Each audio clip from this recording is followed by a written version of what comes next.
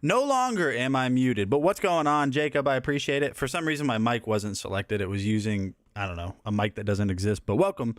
Welcome. We got a lot of awesome products that we're going to talk about today. It is Monday, which, like I was saying before, now I got to redo. Now I got to redo all of that. It is Monday, so it's meh, beep beep, beep beep boop bop. You know what I mean? That's the sound effect for Monday. Everybody, welcome to the stream. Jacob, I hope you had a good weekend, man. I don't even want to talk about it. I don't want to talk about the Chiefs. I don't want to talk about anything. I just don't want to talk about it. Where's Robin Luker? I need to pay my condolences for for them losing, for Philadelphia losing. I don't want to talk about the Chiefs today. I'm tired of talking about Patrick Mahomes. Okay. Don't want to talk about it.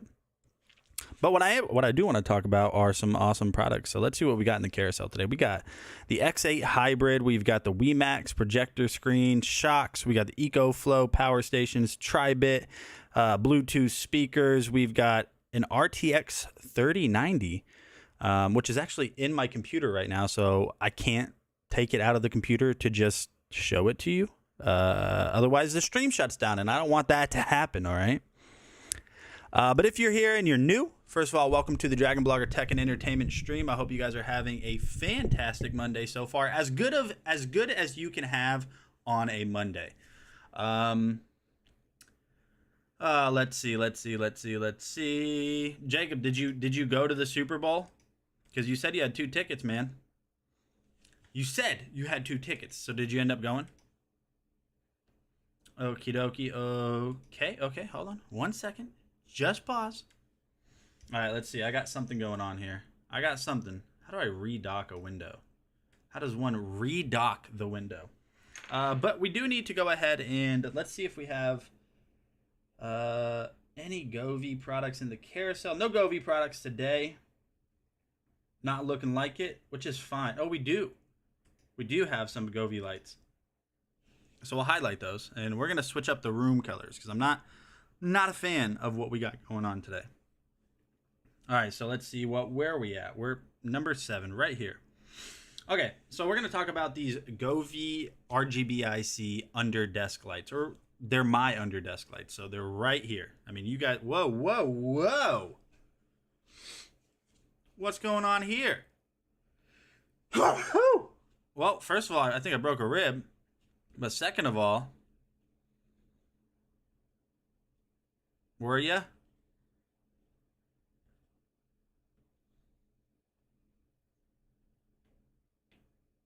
Okay, hold on. I think I know how to fix this. No, whoa. Here, let's do this. We gotta zoom out.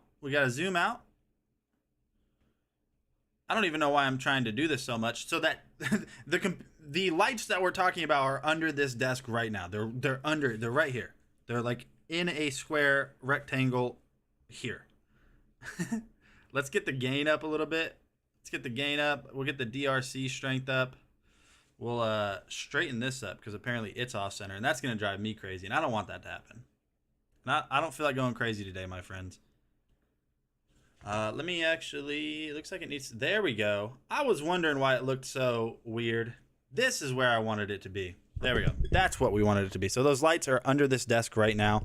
Now I'm going to go ahead and load up a video for these real quick. Now I'm not going to sit here and play the whole video. I just want you guys to see what they look like the way I have them set up. Since you can't see them the way I have them set up under my desk, I'll play the video real quick so you guys can see kind of the effect that, putting them under your desk gives. Maybe that ends up being what you want to do. Going on, guys. Light strips that were almost Halloween themed. So there you go.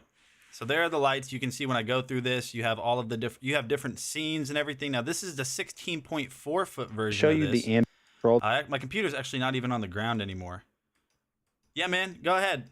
What do you eat? Let me know what you're having for lunch. I haven't even had lunch. That sounds great. So you can go through, like I said, change all of the colors, do whatever you want to do. But let's go ahead and update the lights since we have a Govee product. We'll go ahead and use the Govee app, and we'll choose something real nice. Let's get rid of this light in the background real quick.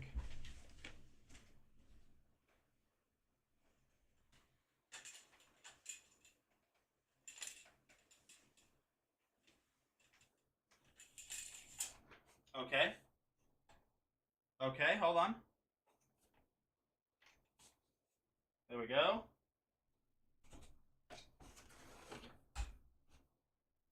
Look at that. Can't even tell. All right, so let's go with the just a really clean color scheme today. We got to figure out a very clean color scheme for our Govee lights, and I don't know what that's going to be yet, but we're going to find out. So here's the Govee app that you can download to basically control everything. So I can go through. You guys have seen this before, but I can go through and I can basically set this up in a way to where I can control all of the lights at once. So you can see that right here I have all of these lights. I have 5 different lights. So I have the string lights, glide. My air purifier has a light on it. I don't really count that as one. And then my desk lights as well as the floodlights. So if I go ahead and hit off, can control it. Oh, and now we're mysterious. Now it's weird. Now we're getting weird. Now we're in the dark. Scary Stories After Dark with Nate. Scary Stories After Dark with your boy. But we don't like that. So we'll go ahead and turn them all back on. You can see how much more of a difference they make. Go through. I mean, we could always do warm light, which, in my opinion, it always looks good. It's always very cozy, relaxing to look in the background and see what's going on. If we go cool light, though, see, it's not the vibe. It's not the vibe, you know. It's not the vibe, man. We can go all blue in this joint if we want to. Go super dim. We can go all the way down to 1% to where you guys, it almost looks like they're not even on. Oh, spoopy. If we go 50%, whoa, hold up. Wait a minute. All right, hold on. We gotta figure this out. Let's go 50% brightness. What color? Should we just do a solid color today? Or should we just get all of the RGB and rainbow that we can get in this stream? That's what we're going to do. We're going to do all of the RGB, all of the rainbow, all of the time. That's what we're going to do. So we got to do it one by one. So we're going to start with the floodlights. Let's find a rainbow color. Rainbow right here. Boom. Okay. Okay. We're vibing. We're 1/5 of the way vibing. We're vibing.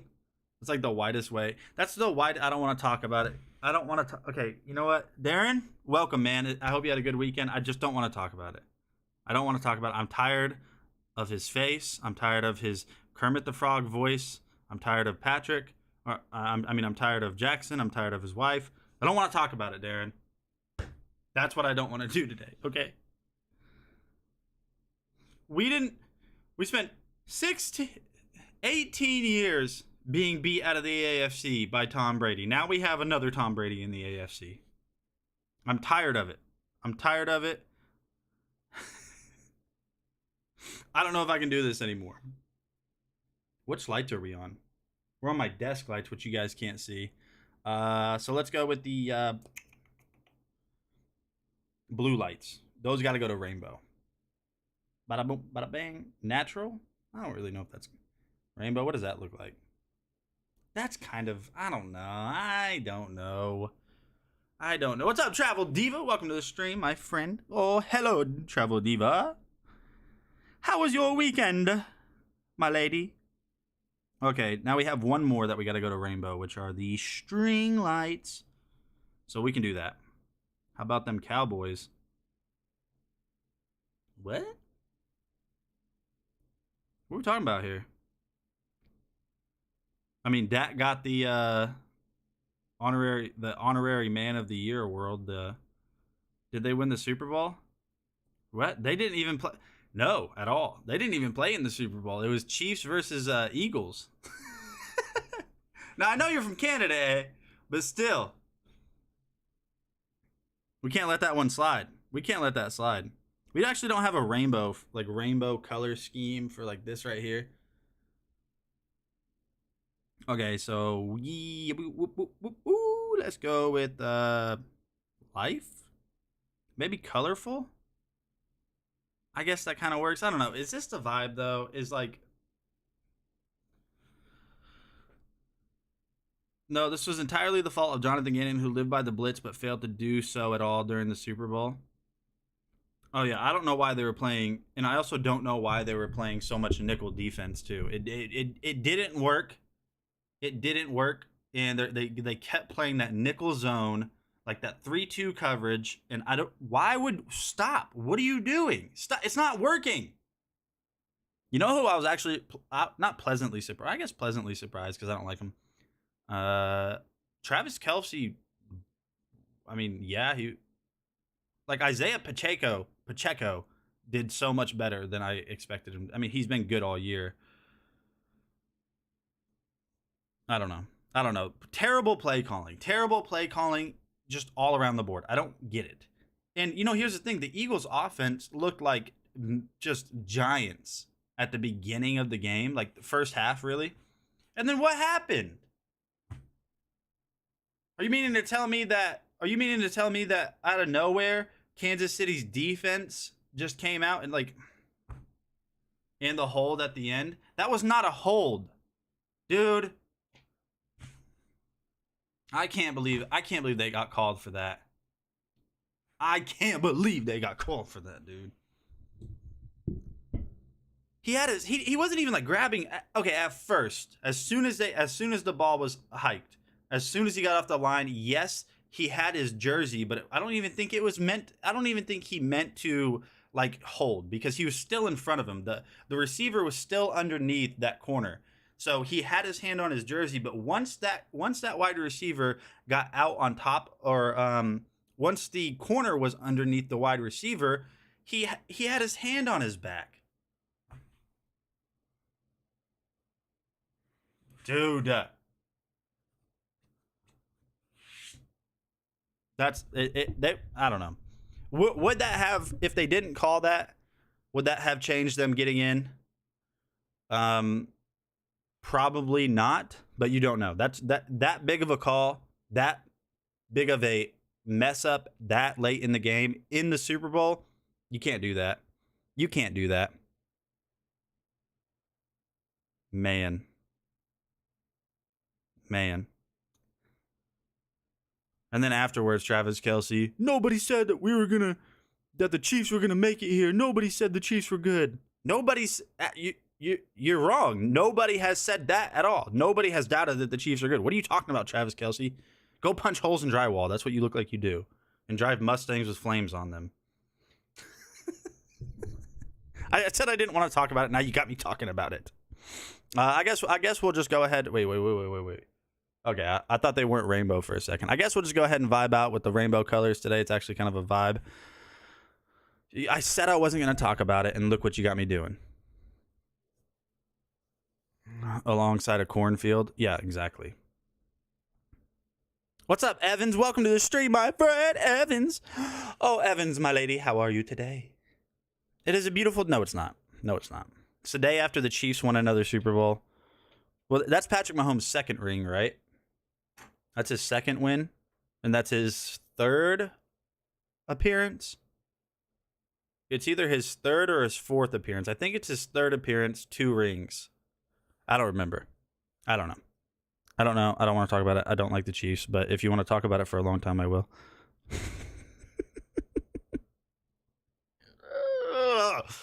You know what's the most upsetting thing about it is, up until this season, the Bills were the team that, if there was a team that could hang with the Chiefs, it was the Bills, and it wasn't this year. We had the team, and we were hurt on defense, but next year, Darren, Buffalo's going to be worse. They're going to be worse than they were this year because we're losing a ton of key players on defense, and that's what makes Buffalo so good. I mean, Josh Allen and Stephon Diggs, but Buffalo's, I'm calling it now, mark my words, Buffalo doesn't even make divisional next year. Nope. Don't do it. They don't do it. They make the playoffs. They make wild card. That's it. They're not getting past it. They're going to be... Nope. It's not going to work. Let me grab this projector real quick before I lose my mind. Y'all going to make me lose my mind?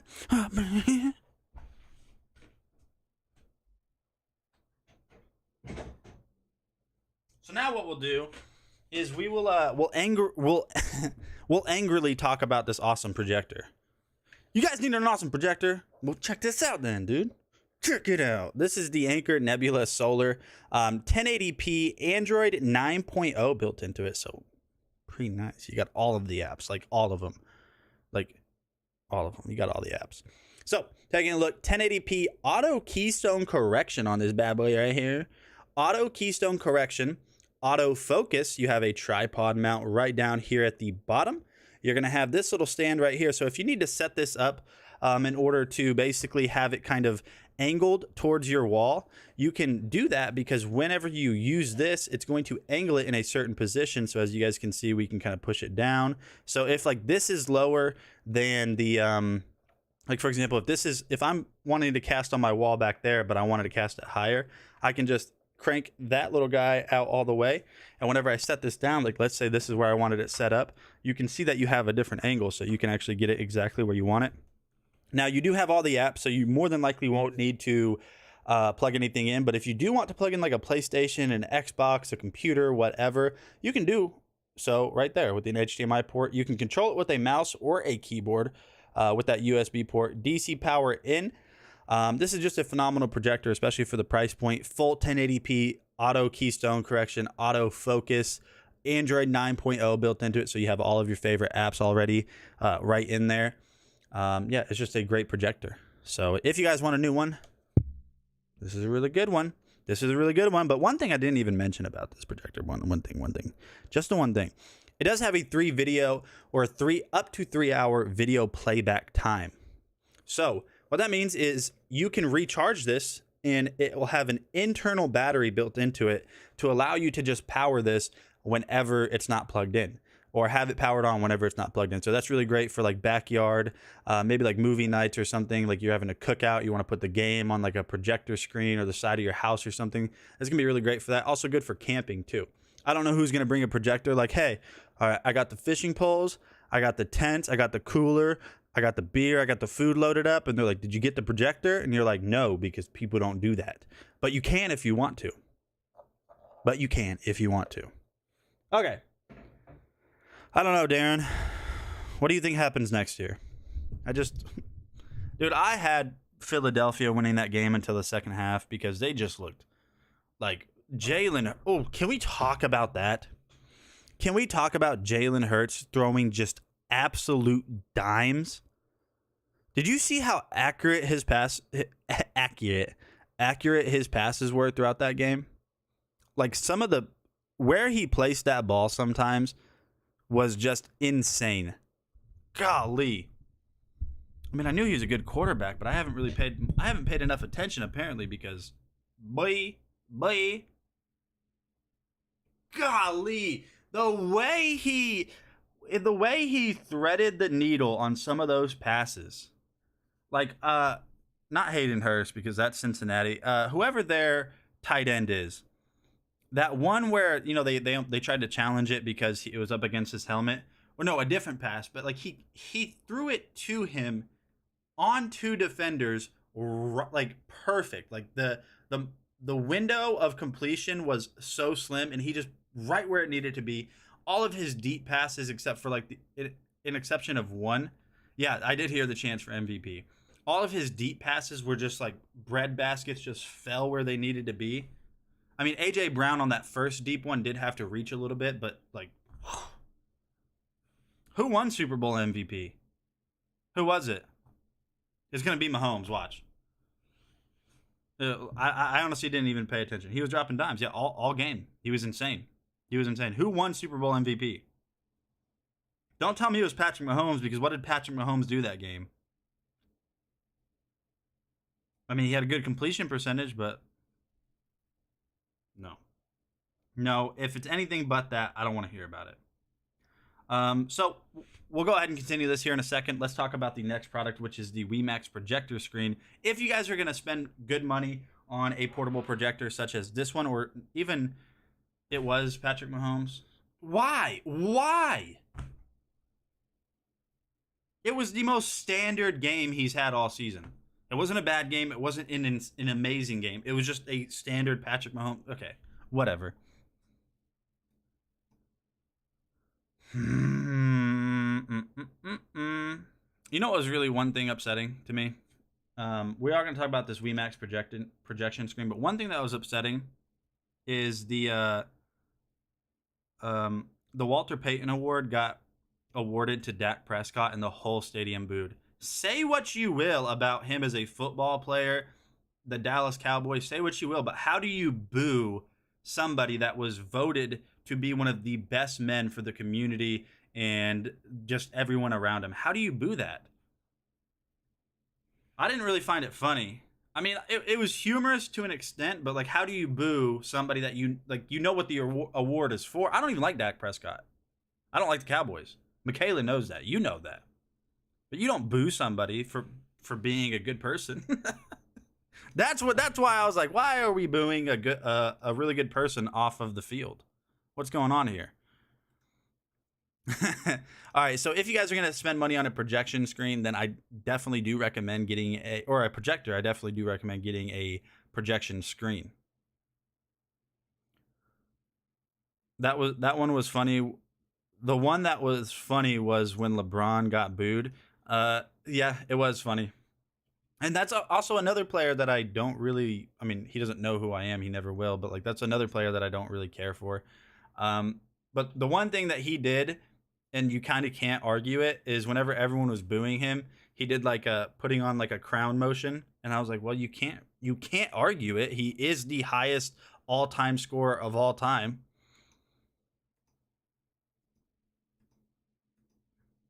Yeah, it was weird. What do you think of the halftime show? The halftime show was good, right? Everyone's hating on it, saying it was boring and stuff, but I thought it was a cool halftime show. I thought they did a good job. I was scared the whole time too, because when they were like raising her and all of the backup dancers up and down, I was like, oh gosh. Hey, what is going on, guys? Nathaniel with going through some more stock footage, and I just can't tell you guys how nice this projector screen looks in my room. This is going to be absolutely awesome for game days. If you're a football fan, soccer fan, if you play video games, if you like to watch the news. Honestly, this projector screen was so easy to set up. I did it by myself. It took me a couple hours just because I was stubborn. I didn't want to read the directions, but make sure you read the directions because you don't want any crinkles in that screen surface. But yeah, guys, this thing just looks absolutely amazing. If you guys have been looking for a new projector screen or a new projector, I highly recommend this one, and I highly recommend the Wemex Dice projector. So like I said, I really can't recommend this one enough if you guys have been looking for a new So this projection screen that is in the carousel right now is designed for ultra short throw projectors. You can use it for whatever you want. It is gray, and that's one thing that's going to kind of throw you off. But the reason it's gray is because it's a CLR or a projection screen, which is or ALR, which is ambient light reflecting. So basically the way it works is any light that's not pointed directly at it at a certain brightness is going to basically not make it onto the screen in a way. It'll reject that indirect light. So whenever you have this set up in a movie theater with like maybe blackout curtains or just no windows, that's when it's going to be great. There is a downside to it if you don't have, like blackout curtains.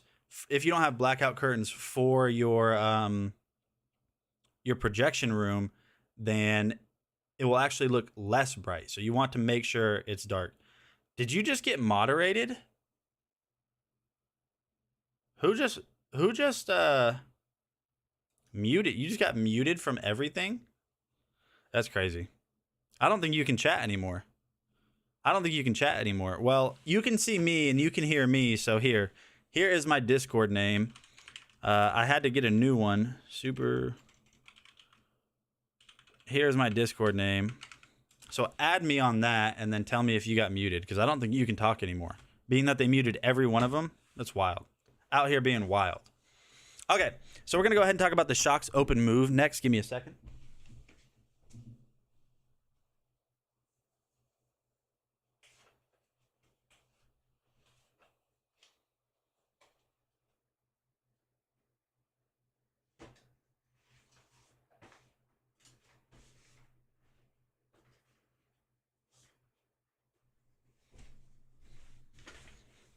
Okay, so here is the Shocks Open Move Bone Conduction Headphone. These are really nice. They're one of Shocks' cheapest, but not low quality. I mean, nothing that Shocks makes is low quality, but this is one of their just more budget-friendly bone conduction headphone. So just taking a look at it, you guys are going to notice that we have these in white. Now, I do believe they come in 4 different colors. So you can get these in white. You can get them in white with a pink strap around them, kind of like around the border, which I'll show you guys here in a second. You can get them in black and silver, and then you can also get them in black and blue. Now, you can further customize these whenever you get them because they have stickers, which everybody loves stickers. Let's be real here. Let's be real here. So we'll go ahead and open these up real quick. So bone conduction headphones, for those of you guys that are new and haven't heard, these are going to be really great for those of you guys that want to be able to listen to your music or whatever it is on the go with being able to hear everything going on around you. So if you notice, these don't go in your ear. These are going to sit on the side of your head. Oh, hold on. They're going to sit on the side of your head roughly about right here. And they're going to conduct sound through your bones over the vibration frequencies that it creates, which your brain will interpret as sound. Give me a second. Darren messaged. Yeah, I agree. Yeah, I can't believe you got muted. I mean, it's not forever, obviously. It's just for this stream. Like, I could literally stop going live and then go live again. But yeah, that's crazy. But going back over to here, like I said, they're going to conduct the sound, the music, the podcast, whatever it is, through your bones. Now, like I was saying, it does come in 4 different colors, but each color set is going to come with a sticker set. On the bottom right here, you notice that you have these little guys right here. This is to control the music. They do a nice little clicky-clacky. They're kind of magnetic in a way if you listen. Oh, very nice. Little clicky-clacky, magnetic. A little bit of magnets there. But just taking a look, you guys can see that they're very simple. And the cool thing about bone conduction headphones is whenever you put them on, I guess I could take my hat off. I don't have any hair that I'm worried about being hat-haired. Whenever you put them on, you can see, oh yeah, I kind of do have hat hair a little bit, that they're not going to fall off. They're just not going to. And the reason they're not going to fall off is because they go over your ears, very comfortable. After about like 30, 45 seconds, you honestly don't even know that they're there. These ones are a little bit less comfortable than some of their higher end models. I feel like they just kind of they kind of squeeze on your face a little bit harder, but it's not uncomfortable. It's just not, it's a little bit more than the squeeze you get from like their higher end models. And then they're also, the reason they're not going to fall off is they're around both ears over here, and you have this neck band on the back. So it doesn't matter what you do, they're just not going to fall off, which is really nice. So if you guys are looking for a great way to continue listening to your music, but being able to hear everything going on around you, the Shocks Open Move are gonna be a great choice for you. Fully customizable with stickers. Cool thing is they have a 2-year warranty, 8 hours or 6 hours of battery time, which my AirPod Pro 2, which are 3 times the price, don't even have that. USB-C charge. They're IP65 sweat resistant. You can, if they get rained on, they're going to be fine. You can just go through and run through the rain. You can sweat as much as you want. Premium pitch 2.0 stereo sound system. A secure titanium fit. So the framing on it is going to have titanium metal in it. These are just a great headphone for those of you guys that are wanting bone conduction headphones, but not wanting to spend a ton of money. Shocks Open Move. I was going to say Open Move Pro. Those don't exist. Those don't exist, Nate. You know this. You know this. We have a couple of EcoFlow products, which we're going to talk about. Oh, EcoFlow.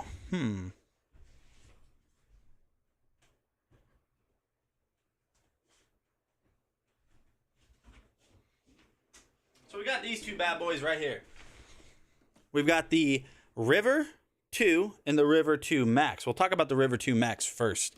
These are portable power stations that are designed to basically give you power when you don't have power normally, like whether it be a power outage, whether it be you're traveling down the road on a road trip, you're camping, natural disaster, you live in an RV, whatever it is, that's what these are designed to do. They're backup power stations. And these aren't backup power stations for just your phone.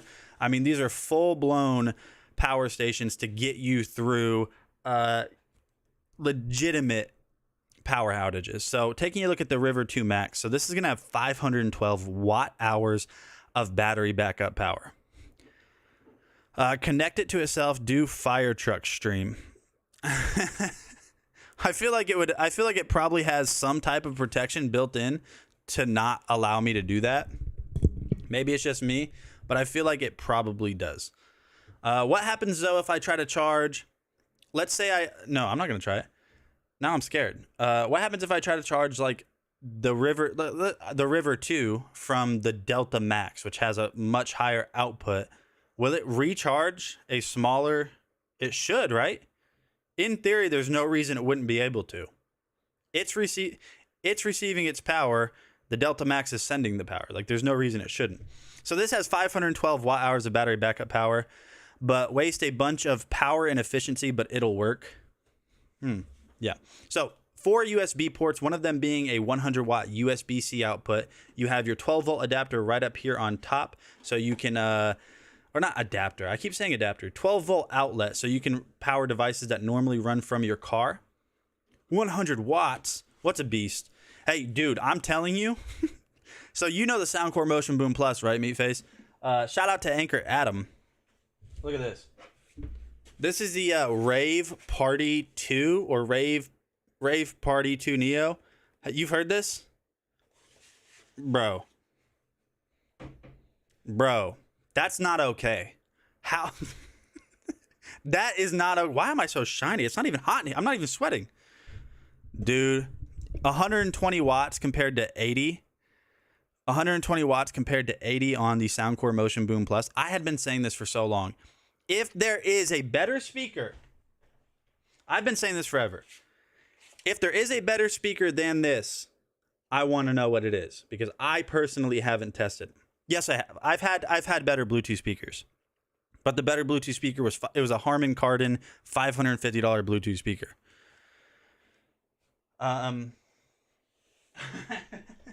What'd you say? You use it for my outdoor raps nearly every day. This guy or the Soundcore Motion Boom Plus? That thing's crazy. What's up, Mama Siren? Welcome to the stream, my friend. How was your weekend? So yeah, going back to the EcoFlow River 2 Max, 512 watt hours of battery backup power. This can output at 1,000 watts. So if you guys have microwaves, whatever it is, this bright white Amazon view is killing me. I want dark view back. You know what? I agree, because I did used to have the white light. So here's my screen.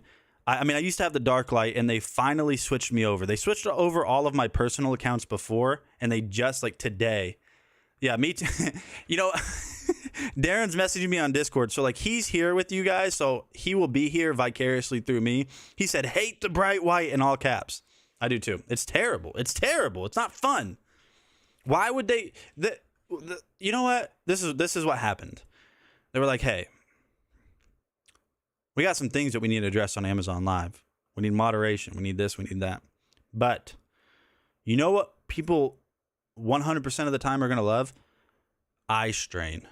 They're like, yes. Do something. I don't want to look at it. It's bright. My eyes hurt.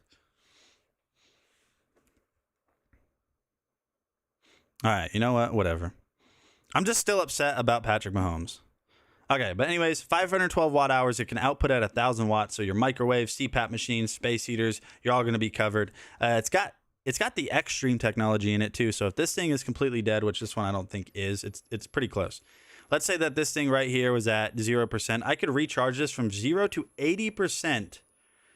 0 to 80% in less than an hour. Yes, it is eye hurt worthy. Yeah, exactly. So we're going to go ahead and talk about the River 2, which is the little brother. I mean, you guys can see the difference in size. That's what she said. Give me a second. We're going to go ahead and set this right here. Boom. So look, big boy, smaller boy. I need to never buy ankle socks. I need to never buy ankle socks again, because I can like see myself on the stream, and that's not. Well, like, they're not. I need to commit. Either wear ankle socks or calf socks. No in between. So the River 2 just baseline River 2 still features all of that awesome stuff. It's got the LFP battery technology built into it, so you don't have to worry about this thing not lasting. That LFP battery is going to last a long, long time. You guys can see that this is a little bit smaller. You have 2 less outlets and 1 less USB port. It still has Xtreme, so 0 to 80% in less than an hour. But this thing does have a ton of output potential at 600 watts. You have 2 AC outlets, 3 outlets, or 3 USB ports, one of them being a USB-C. So we're going from 512 to 256 watt hours from the River 2 Max to this guy. But this one is actually on Lightning Deal today. We're on Lightning Deal on Saturday too. This one is on Lightning Deal today from $299 down to $199. It is 18% claimed, so that's a really great get some knee highs. I should, right? So it's 18% claimed on Lightning Deal. So if you guys have been looking to get yourself the River 2, I mean, the majority of you guys know about it. This is a great price for it today. The best price I've seen was last week though, or this last Saturday.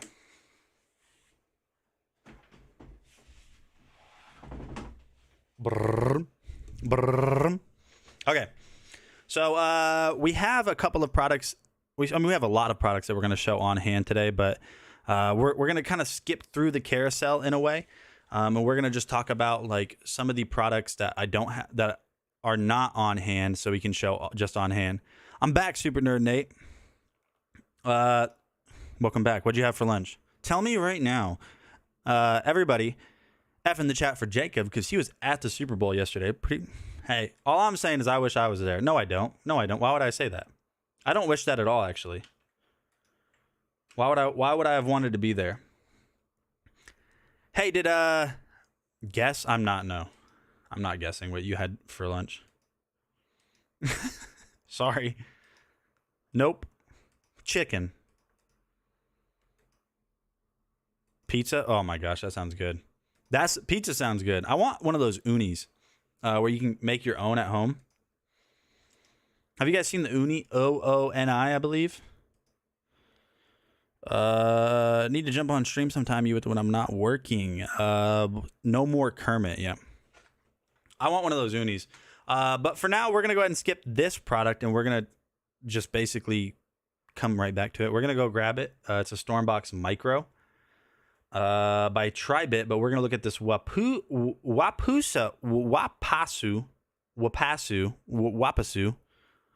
Wabafet vacuum cleaner. It's a handheld vacuum, New York style pizza. I love New York style pizza. It's the best. It's undefeated. You can't tell me otherwise. Ask Mama Siren. She'll tell you. She knows about pizza. She knows this stuff.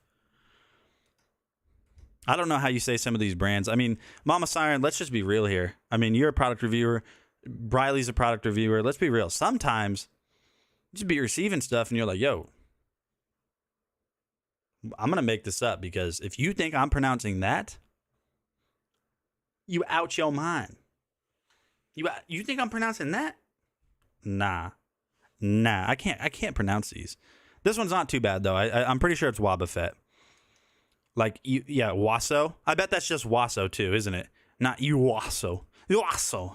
Like, what is this? What am I casting spells? What are we doing here? I don't want to cast spells. I'm just trying to talk about this.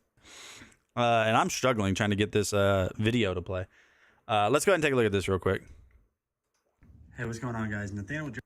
Mama Siren, I know you're not like a big gamer, but have you played Hogwarts Legacy? Because if you look at the fat boy in the background real quick, look at him, right to the left of my thumb. But have you played Hogwarts Legacy? I'm telling you right now, it is. Oh man, it's the best.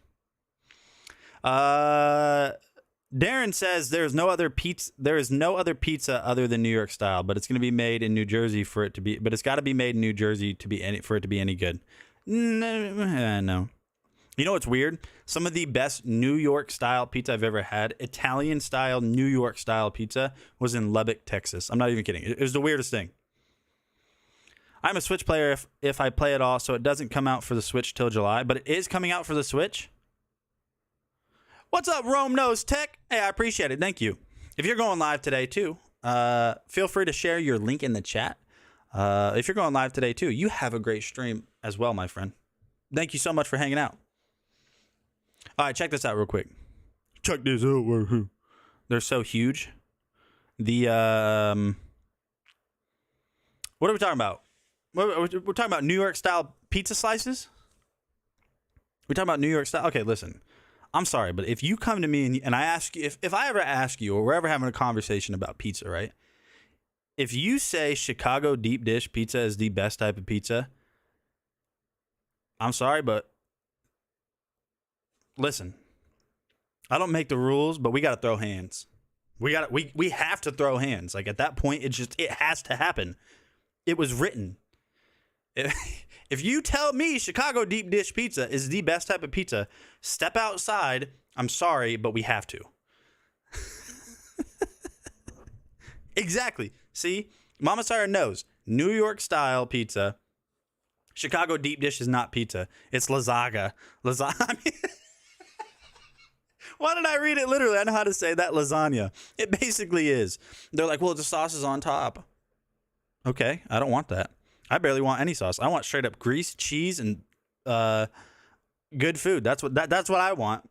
If you guys want to just drink pizza sauce on top of a Chicago deep dish, go ahead. DragonBlogger Tech and Entertainment, and today we're going to be taking a quick look at this one. Hey, you were born in Chicago, but guess what? Don't come in the I'll mute you. No, I'm just kidding. I will mute you. No, I won't mute you. But if you think Chicago deep dish pizza, you already said New York, so I you know what?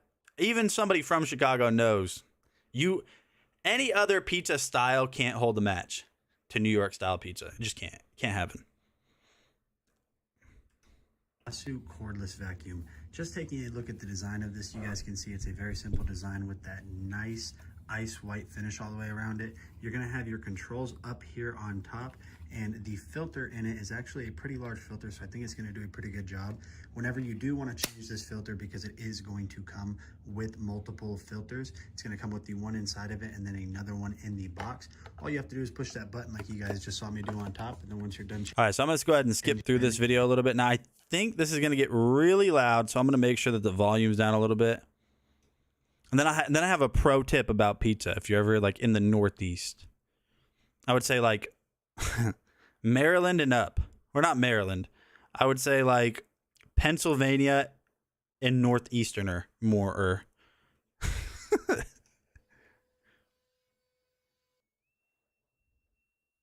Is there no audio coming from this video at all?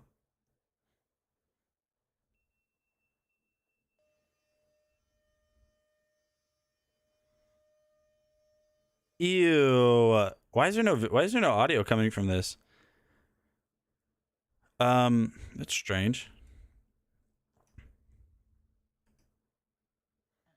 So as you guys can see that right there on the inside, I wasn't even using an attachment. Why is this video so quiet? We have quite a bit of hair and debris in there. Let's go ahead and open it up. I don't know why the video is so quiet. But no, but it's a very simple, very easy to use and powerful handheld vacuum cleaner. Here's a pro tip. Like I said, if you're like Pennsylvania and more northeast than that, New York, Maine, just all of those northeastern areas, here's the thing. New Jersey as well. I'll say New Jersey.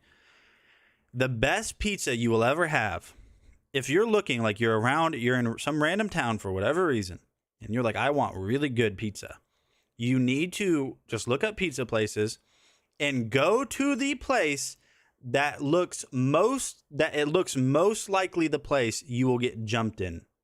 Okay, listen. If you know, you know. If the pizza place you show up to looks like you might get jumped in there, like you might just walk in and somebody just punches you, just decks you. If it looks like that, it's not going to happen. But if it looks like that, that's going to be the best pizza you've ever had in your life. I don't know how. I don't make the rules. I don't know how to explain it. Just trust me. Just trust me.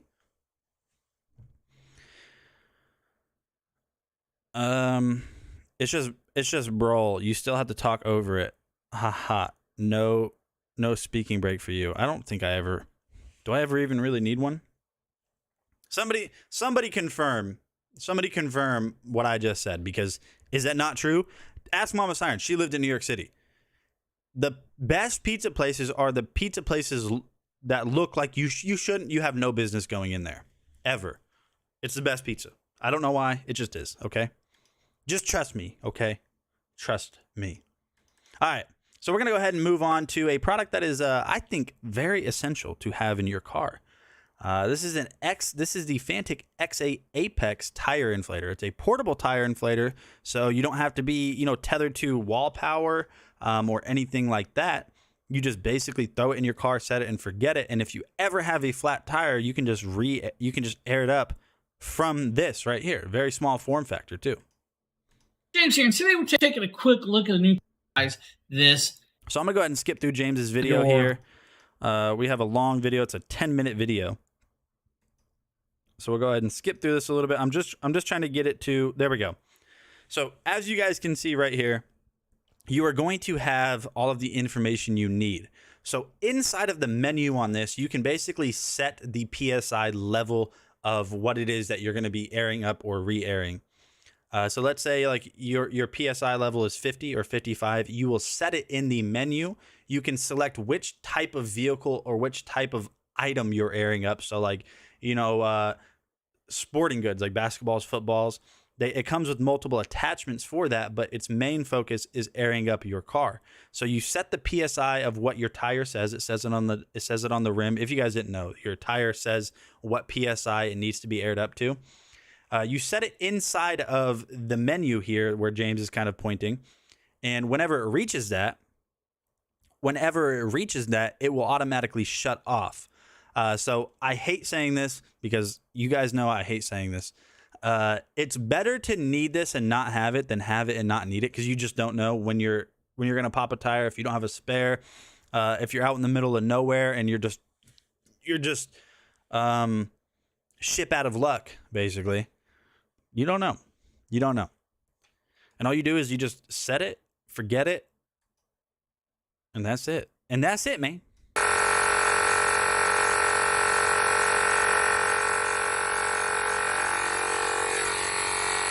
And as you guys see, we're now at 35 pounds of pressure. It shut off by itself. We literally unscrew the valve stem just like this. And it's just that easy, my friends. And it's on sale today from $130 down to $90. So you guys can save $40. $40. Mary Ann says, what's your favorite piece of tech? Ever? Or like right now? Like right this second? Mary Ann, welcome to the stream, by the way. I hope you're having a great day. It's Monday. Chiefs won. Whatever. Ugh, gross. Favorite piece of tech right now.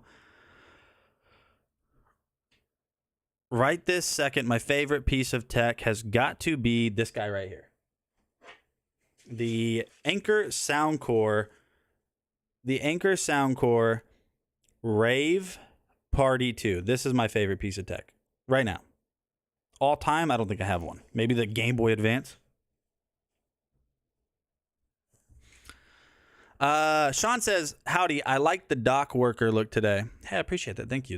I was out at the docks yesterday in Alva, Oklahoma. Yeah. I was out at the docks. Just being a dock worker, man. I'm just out here. Let's go Chiefs. Yeah, whatever. Kind of a robbery there at the end with that call, but not as cool as you, Marianne. I appreciate that. Not as cool as you, though. Not as cool as you, though, Marianne.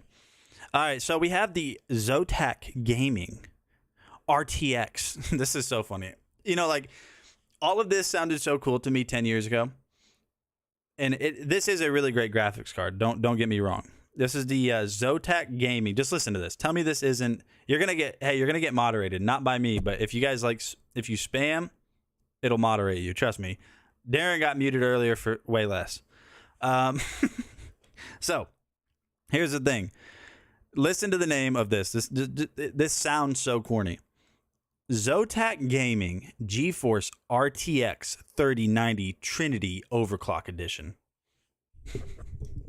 It's like, hey, can you think of really cool words that just sound really cool that nobody ever uses? Put that on the box, man. What are you talking about? They robbed the Chiefs with that scoop and score. Then the Eagles were given a reception that was not a reception. They robbed the Chiefs of the scoop and score. The second one? No, they didn't. He hadn't completed a third step. So in order for it to be considered a completed pass, he has to be making forward progress, and he didn't. He caught the ball, one foot went down, another foot went down. He was literally like still landing and got hit. He wasn't even going forward. He wasn't going forward. That's a completed pass. Don't give me that third step nonsense. I don't even like the Eagles. I don't like the Eagles or the Chiefs. I just dislike the Chiefs more than I dislike the Eagles. But still, that wasn't a completed pass. No way, that was a catch. Nope. He did this. Caught the ball, came down, wasn't even like, you know what? I'm trying to give you the benefit of the doubt. He wasn't even leaning forward to start the momentum of completing the catch.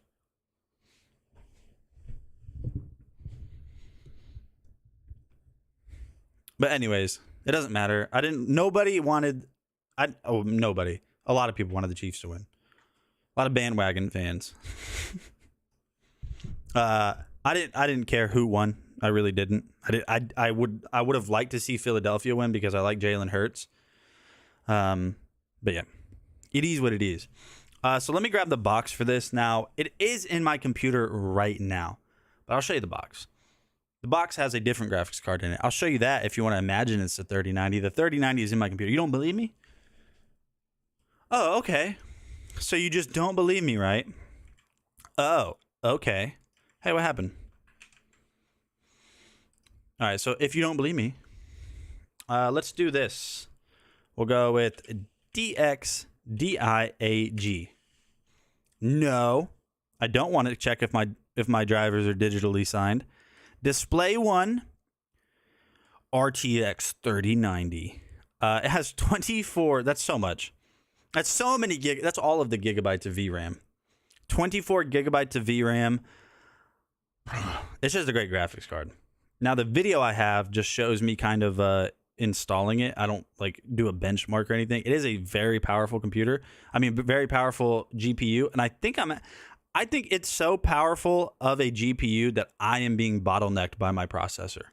Because I'm getting way less frames in games that I should get with a 3090. 24 gigabytes of VRAM is so many. So many. And I'm getting way less frames than I should be with a 3090. Then right after that, the Eagles were given a catch completely nullifying what they just said. He didn't have control when he went out of bounds, but they gave him the catch. See, here's the thing with what you just said. That call could have went either way. I agree with you to an extent. That call could have went either way. What's the term for it? It was a second catch basically. So he caught it. It kind of like bounced, and then he maintained control with both feet in bounds. So it could go either way for me. I personally think he was in bounds when he caught it because the way he had it, it was like almost against his helmet. It was almost against his helmet, and he was maintaining control like right around right here, breadbasket, the ball right here, and with both feet in bounds. Yes, there was like the initial catch bounce, but he re-caught it with both feet in bounds. That's a catch. That's a catch.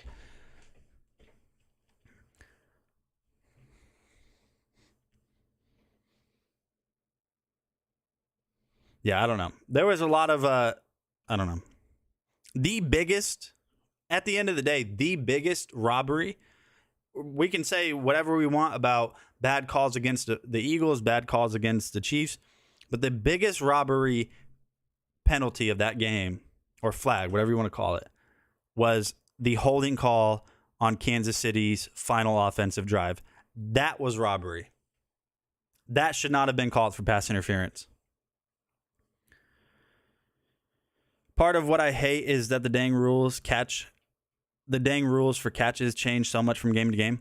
Yeah, here's the biggest problem in the NFL, and I think Darren, which he's messaging me on Discord, he's listening, he can't chat, they muted him. And then Sean, anyone that can agree, officiating is so inconsistent in the NFL. And I don't want to say this, officiating's pretty biased too. Let's be real, it's biased.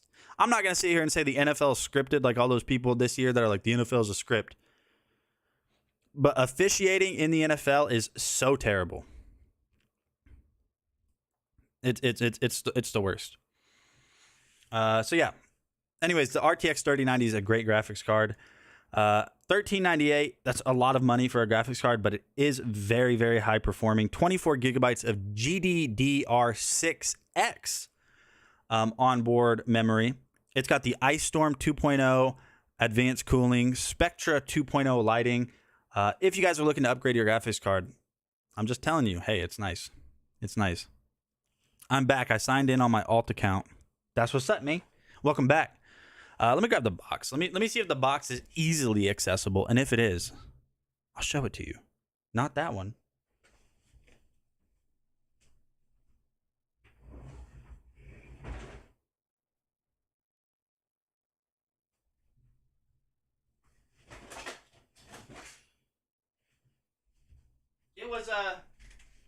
It was kind of easily accessible. Oh, officiating has been subjective for a while.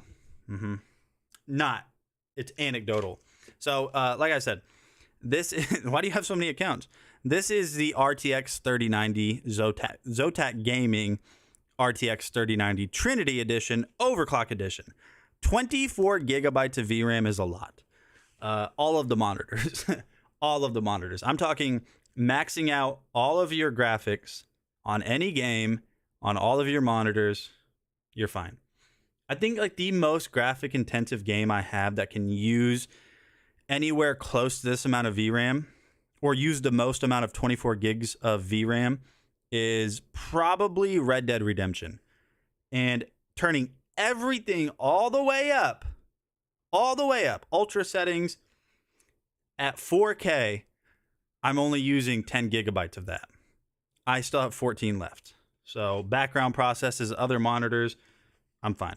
The Zotac Gaming RTX 3090 is a great graphics card. I highly recommend it. Highly recommend it. And you got lighting on it too. You got RGB. You guys know we love the RGB. Now this one's in my computer. This one's in my computer right now, but the one I have, this one is in my computer. So I can't take it out and show it to you guys. But I do have a graphics card in here. And you know what? Just for fun and giggles, if you guys have never seen what a graphics card looks like in person for whatever reason, I'll show it to you guys. Look at the ESD bag on this. It's like multicolored. Maybe you guys are like, oh, I've never seen these graphics. Okay, so keep in mind, this graphics card is the same size as the 3090. This is the 3070. This one actually kind of went out on me. I don't know, months ago, half a year ago. It went out on me, and I sent it in to get repaired, but I needed another one in the meantime. But take a look at this. This is what a graphics card looks like. If you guys have never seen one, this is what allows you to play games to an acceptable point on your computer. This is what is in charge for displaying everything you see. I don't think that would fit in my case. This is just a 3070. Now the 3090 is roughly the same exact size, I think. It might be a little bit longer that way, maybe a little bit, but the 3070 is roughly the same size. It does take up the same amount of PCIe slots, which is 2. But that's a 3070. I just have this on hand in case something happens to the 3090. I'm trying to get to the point now where all I need is to build a whole entire backup computer just chilling. I have a motherboard. I do have a motherboard just chilling. I do have a graphics card. I have RAM. I don't have a PC case, and I don't have a processor. I used to have a processor, but it was an old Ryzen 5 2600X or something crazy like that. And so that just wasn't going to work. So I don't even know what I did with that. I might have sold it, I think. I don't remember what I did with the 2600X. Right now I'm running the 5600X. And like I said, I'm bottlenecking myself. So the graphics card that I have is so powerful that it's being slowed down. Like my processor can't keep up with the graphics card. So my computer's only performing as good as its best part, or as it's only performing as good as its, I guess you could say, worst part in a way. I don't really know how to explain it. My processor's here, my graphics card's here. My graphics card's trying to go 100 miles an hour, but my processor's only going 50, but they're tethered together, so it's not letting it go 100 miles an hour. It makes sense? And why? What happened? What happened here? What seems to be the issue here?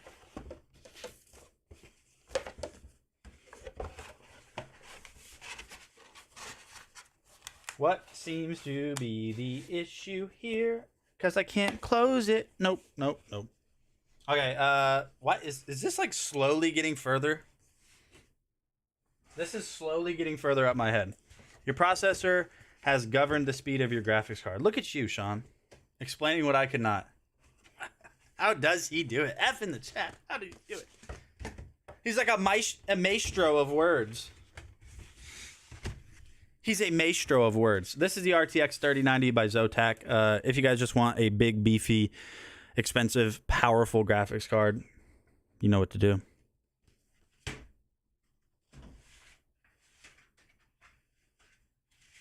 Then you know what to do, okay?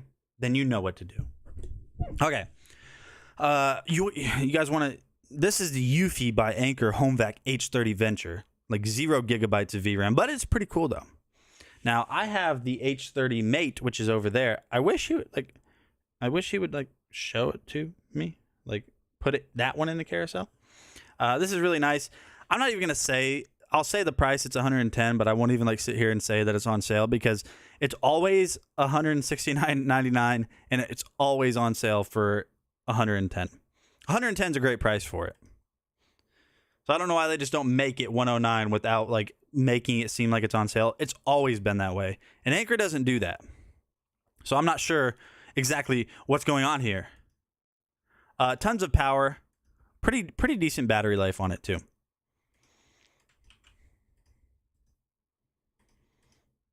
Hey, what is going on, guys? This slow just to see how good of a job this does while using the eco mode suction strength. And you guys can see it does leave a little bit behind, but with a couple passes, I don't think that's going to be an issue. Now we are on the max mode right here, and this definitely does do a lot better of a job at getting everything up, but just keep in mind that this is going to kill the battery on it a little bit quicker. We'll go ahead and speed all of this up just so you guys can kind of see this going through the paces of cleaning everything. It really surprised me how well this worked and how good of a job it did getting everything up. And you guys can see right in there, it even got some stuff that I wasn't even aware was on the couch. Then we'll go ahead and do the top of this. You guys can see right here, it's got enough suction strength where it gives you those nice like carpet lines or those cleaning lines. Again, we'll go ahead and speed this one up. One of the things that I wanted to talk about is just how impressed I was with the H30 Venture. It does such a good job, but it's such a small... This is, by the way, this is not sped up. That's real time. That's how fast I am.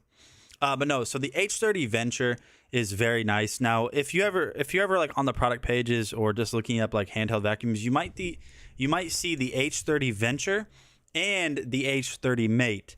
The H30 Venture and the H30 Mate are the same exact thing.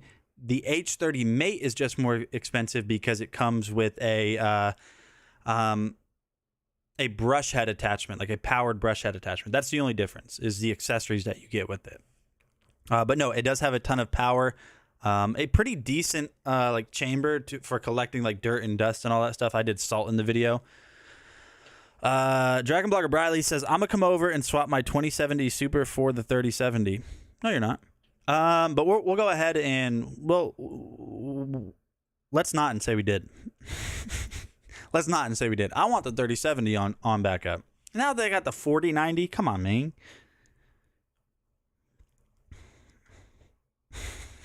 Are you telling me it's okay? It's okay. You don't have to be there. I'm always here. I'm always here. All right, so we're gonna look at my this. You know what? I don't know if she's here anymore, but somebody asked me earlier what my favorite tech product is. Marianne, this is probably one of my favorite pieces of tech. You can ask DragonBlogger Briley. He has, I guess, used it. I guess you could say, driven it. The product I'm going to show you guys. next is the new KQi3 electric scooter. It is so much fun. All of the fun. So give me 1 second. And we're going to watch this whole video because I'm telling you, this is just premium. I know where you live. That's what's up, man. Let me catch back up. You don't have to be there yet. You'll never even know. You don't even know where okay. You don't even know where it's going to be at now. So you'll never even know. Jacob says, I know where you live. Hey, what is going on, guys? Nathaniel with DragonBlogger Tech and Entertainment, and today I am super excited to showcase to you the new... That little effect where it looks like the text is just, like the text stays in the same place, that took so long to figure out. Where like the text was tracked to the fence. It took me, I'm not kidding, an hour maybe to figure out how to do that. Hey, what is going on, guys? Nathaniel with DragonBlogger Tech and Entertainment, and today I am super excited to showcase to you the new KQi3 Pro electric scooter. This has a ton of features, and new did not pull any punches whenever it came to adding all of the awesome things that comes with this scooter. So what we're going to do is go ahead and jump in and take a look at it. You guys can see right here that this is the KQi3 variant. Now there is a different version of this, but they sent me their Pro, so let's talk about it. The KQi3 features a dual braking system with all metal rotors that is going to ensure you're able to stop in the event of an emergency, and also just dual braking is really awesome. So cool that they added that. Over here on the right side of the handlebars, you will see the throttle. This is very easy to use. All you have to do is simply just push that in, and that's going to allow you to accelerate, and it accelerates really fast. And they even bring some nostalgia back to me because on the left side of the handlebars, you guys will notice that right here you have an analog style dinger bell, which I think is just a really cool little feature. Taking a look at the screen, you guys will notice that right here, very easy to use. Just simply hold down the power button, and then this screen is going to display some information that's important, such as your battery level life, your miles per hour, which can also be displayed in kilometers per hour. And then when you're done, simply hold it and it will turn off. And this all-metal frame is also going to feature reflectors, so you're safe whenever you're driving at night or in low light. And then the most awesome feature that I really wanted to touch base on is that this whole entire thing with all of its features is folding. So this is actually the 4th electric scooter, or this was the first electric scooter that I tested, but I've tested a total of 4. This is the best electric scooter I've ever tested. Like when it comes to build quality, speed, range, comfort, just everything about this is just the top of the... It's so premium. This is a premium electric scooter. And I honestly could see it being more than $7.99 and still being worth it. This riding distance and riding time. Whenever you start riding, you're going to be able to see your speed, your mileage, your altitude, angle, a whole bunch of different data is going to be available to you right there, as well as a map that's going to show you where you're at. My favorite feature of the app is that you're able to lock the scooter. That way, if anybody ever tries to take this from you, what it's going to do is it's not going to allow power to be given to the wheels, and it will make an alarm sound. And the KQi3 also features a dual brightness headlight that is going to allow you to be seen whenever you're driving in low light conditions. The fact that they included this headlight means that they knew that people were going to be able to use this to commute to and from work if they live in a busy city or a small town. And you guys can see just right here how bright this is. So you guys have absolutely zero worries about being seen while driving this. And I know what you guys might be thinking, is this thing hard to ride? I mean, it has a ton of features, but let me go ahead and show you just how easy this is to ride. All you simply want to do is kick the kick. I'm not really too sure. I'm not really too sure, Wiley, but what's up, man? Welcome to the stream. Stand up, turn it on, put one foot on, push off, and you're good to go. Oh, you guys see that? I'm wearing my fancy Crocs in this video. Put one foot on, push off, and you're good to go.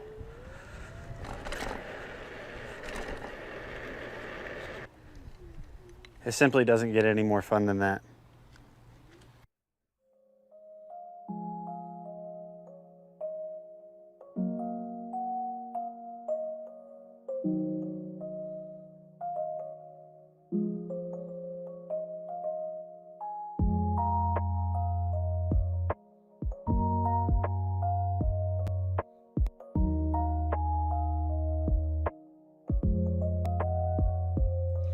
I'm not the one that controls it, Victoria. I'm not the one that controls it, okay?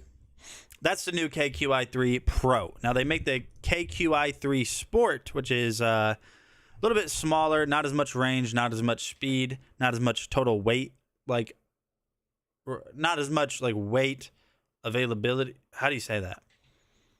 Maximum weight is less. But the KQi3 Pro is really nice. Oh, what kind of pizza? Whatever, me. Just not supreme. I don't want that. I'm trying to be unhealthy. Don't put healthy stuff on something that I'm trying to eat and be unhealthy with. Same with cheeseburgers. Listen, I'm trying to be unhealthy right now. I don't want onions and lettuce and tomatoes and stuff like that. I want cheese, beef, bread, and ketchup. Don't be weird. Don't put that healthy stuff on that. I've been here lurking. Really? You been in the background lurking? Huh. What if this is how I did my stream, just way back here every day? So what's up, guys? Just right back here.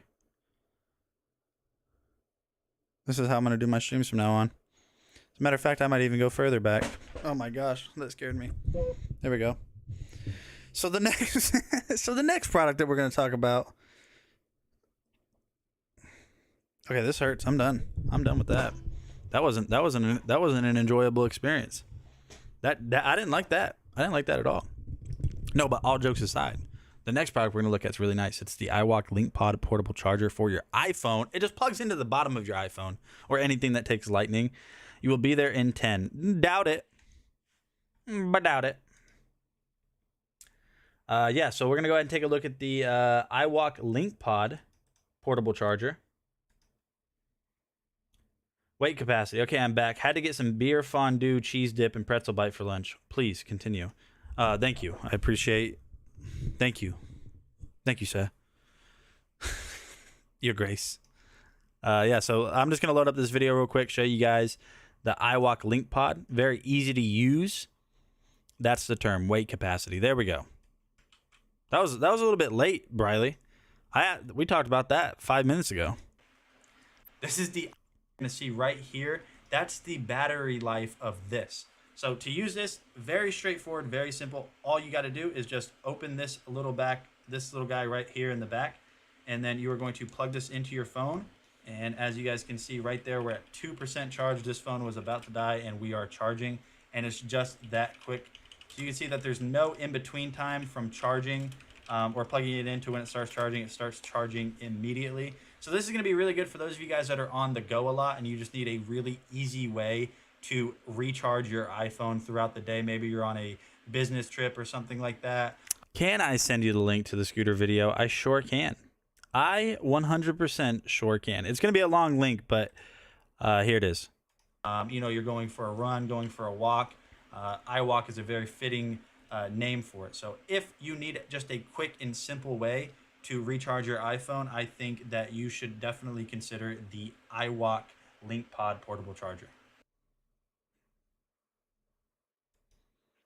So bada boom, bada bang. Very easy way at 4,800 milliamps of battery power to recharge your iPhone on the go. iWalk is a fitting name for it because you're not tethered to anything. You just plug it into the bottom of your iPhone and off you go. Now I don't know what the milliamp is like even on the best largest iPhone, but I doubt it's 4,800 milliamps, so it doesn't really matter if your phone's completely dead. Being that the LinkPod has a total capacity higher than the iPhone, it doesn't matter where you're at. You'll be able to recharge it from 0 to 100, and that's just how that works. Now we have the Kindle Paperwhite, which is one of my favorite products of all time. Now I keep saying favorite, but this really is one of my favorite products. So this is the, I believe this is an older edition, but the one that's in the carousel right now is this one. It is this one. So this is the international version of the Kindle Paperwhite. Key features on this is going to obviously allow you to read your books. It has Bluetooth, it has Wi-Fi, but the coolest thing about this version, if you get this one, the one that's linked in the carousel, I don't know about the new ones or the older ones, this specific version will give you LTE data for free, forever. You don't have to do anything extra at all. If we go ahead and, how do we go home? How do I go home? Let me figure that out. Maybe I think I have to tap up here at the top. Yep, library. So up here on the top, I am connected to LTE data. If you guys look right there, it's only one bar right here. I don't really know who it's connecting to. The battery life on this is crazy good. Now, the craziest thing to me about the Paperwhites is how you can see it in any lighting. So if I turn off the only light source I have in front of me, you can still see it just fine. Now, I actually have the brightness almost maxed all the way up, a little bit more than halfway. The brightness doesn't really like make it like super, super bright. But even if I go all the way down to the lowest brightness setting, so I go all the way down, it doesn't matter. Now, you guys aren't seeing it as well as this camera is going to show it, but look at this. You can see everything just fine. Look at the way it's focusing.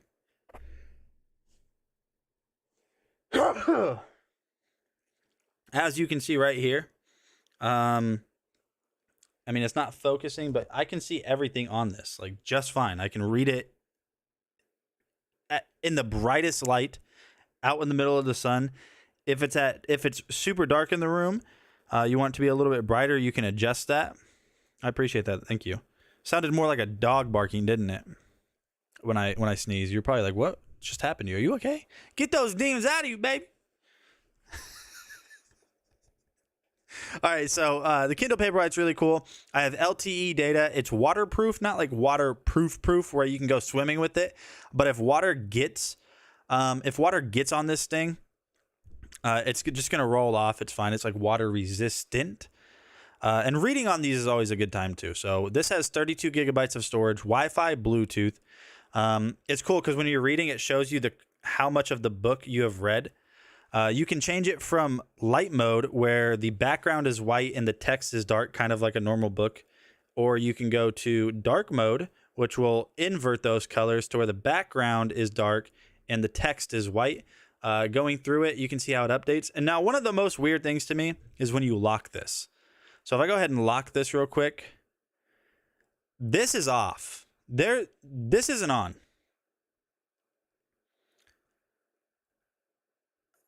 I mean, like this is not on. Like I don't know how this works. You guys remember Etch-a-Sketches?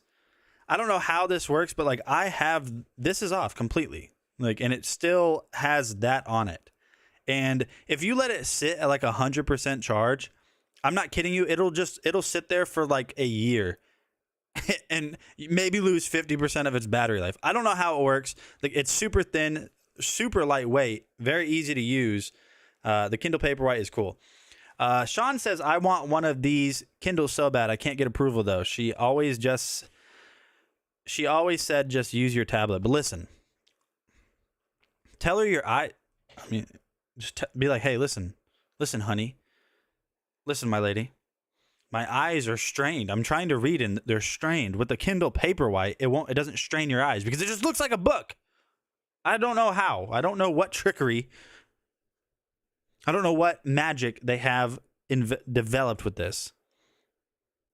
No, I know it's just an LCD screen, but still the way it works is really cool. Reading books on it is awesome. Don't quote me on this, but I think you can listen to audiobooks from this. If you pair a Bluetooth headphone to this, because there's no auxiliary port, if you pair like Bluetooth headphones, I think you can listen to audiobooks from this too. All I'm saying, $124 for something that has just permanent LTE data on it, so you can take it with you on the go and just download books wherever you're at. It's water resistant. You can read it by a pool. I'm saying that $125 for that's nice. 32 gigabytes of books is a lot too, because I think each book might be like 40 megabytes, maybe. Hundreds and hundreds of books can be downloaded all at once.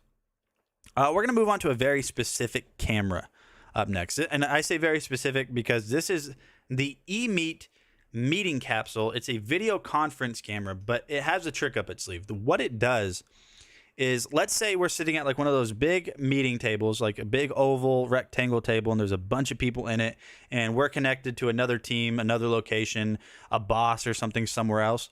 What this does is it uses AI and a nearly 360-degree fisheye lens to automatically focus the person on screen that's talking.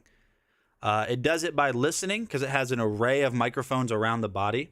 It does it by listening, seeing vocal, like mouth movements on camera, and then it will basically crop the video down to who's speaking. I'm telling you, it's crazy cool. Now, it's very specific. Like, people don't just normally need a camera like this, but if you do, this is great for it. Hey, what is now continuing on? I am only one person speaking, but what I'll do is I'll go ahead and turn this. And so when I start speaking here, what you're going to notice is it's going to pull me into a frame. Now, if there was another person talking, it would automatically pull that in. And it's trying to actually pull in multiple people here because it's seeing my screen. So we'll go ahead and rotate this. And we will switch to the speech mode. So now what speech mode is going to do is it's going to... That's also one thing I didn't mention. You can have it zoom in on multiple people too, like a focus mode for multiple people speaking at once. Speaking, microphone check, mic check, 1 2 1 2. It's going to focus on just me. And then once I stop speaking, say there's another person in the room, I will simulate that by just basically turning this. As you guys can see here, it focused on the person talking again. We're going to go ahead and switch back real quick to the classic mode. So we are now in the classic mode. And as I said before, there are a ton of options for each individual mode. You have white balance, brightness, contrast, image flip, angle, initial position. There's a ton of different things inside of this app. You can update the firmware. There's so much that you can do with this software and this camera. So if you guys have been looking for a new camera for your conferences or your meetings or anything along those lines, I definitely recommend this one, and I'll see you guys on the next video. That video is pretty old. That video is not pretty old. That's got to be a year now, probably. So yeah, like I said, it's very specific. It's very nice. Works in a really cool way. But I mean, it's hard to recommend it to somebody that to anybody really, because I don't think I've ever known anybody that needs something like that. But if for some reason you're watching and you're like, hey, I need something like that, there you go.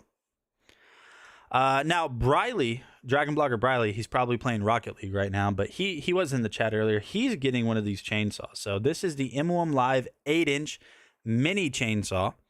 He's getting this chainsaw, the same exact one, but it's the one that comes with the pole extension to turn it into a pole saw as well. So Briley, if you're curious about the chainsaw, I'm going to play a video right here. I watched it all the way, and it shows your street sign. That's all right. Yo, what's up, my friends? Nate with DragonBlogger Tech and Entertainment. Today, we're going to be taking a look at another mini chainsaw by M1 Live. So this is going to be a great chainsaw, not necessarily for cutting down trees, but this is going to be great for garden work, for low-hanging branches. And now, while I said you aren't going to be able to use this a little bit... I don't know what you want me to do with that information, Jacob. I don't get the point of this conversation. Win there. So we'll go ahead and add some music over this after I actually get to cutting. But you guys can see that this is going to be a great chainsaw to cut down low-hanging branches, maybe smaller trees, shrubs. So let's go ahead and test it out. And as always, safety first. As always, safety first.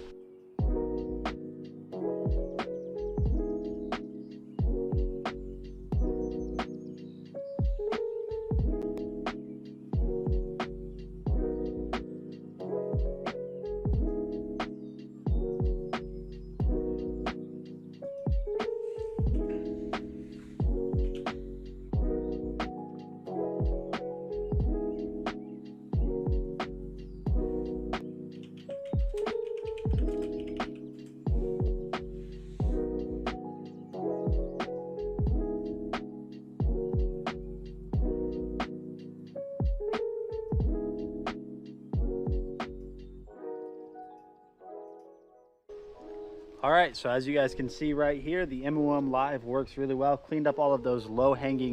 Oh, I appreciate that. Thank you so much, Mama Siren. ...branches. So if you guys need something that's going to be... hold on. Yeah, I think I know what you're talking about, Sean. Watch this, dude. This.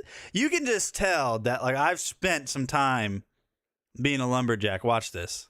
Trees, shrubs. So let's go ahead and test it out. And as always, safety first.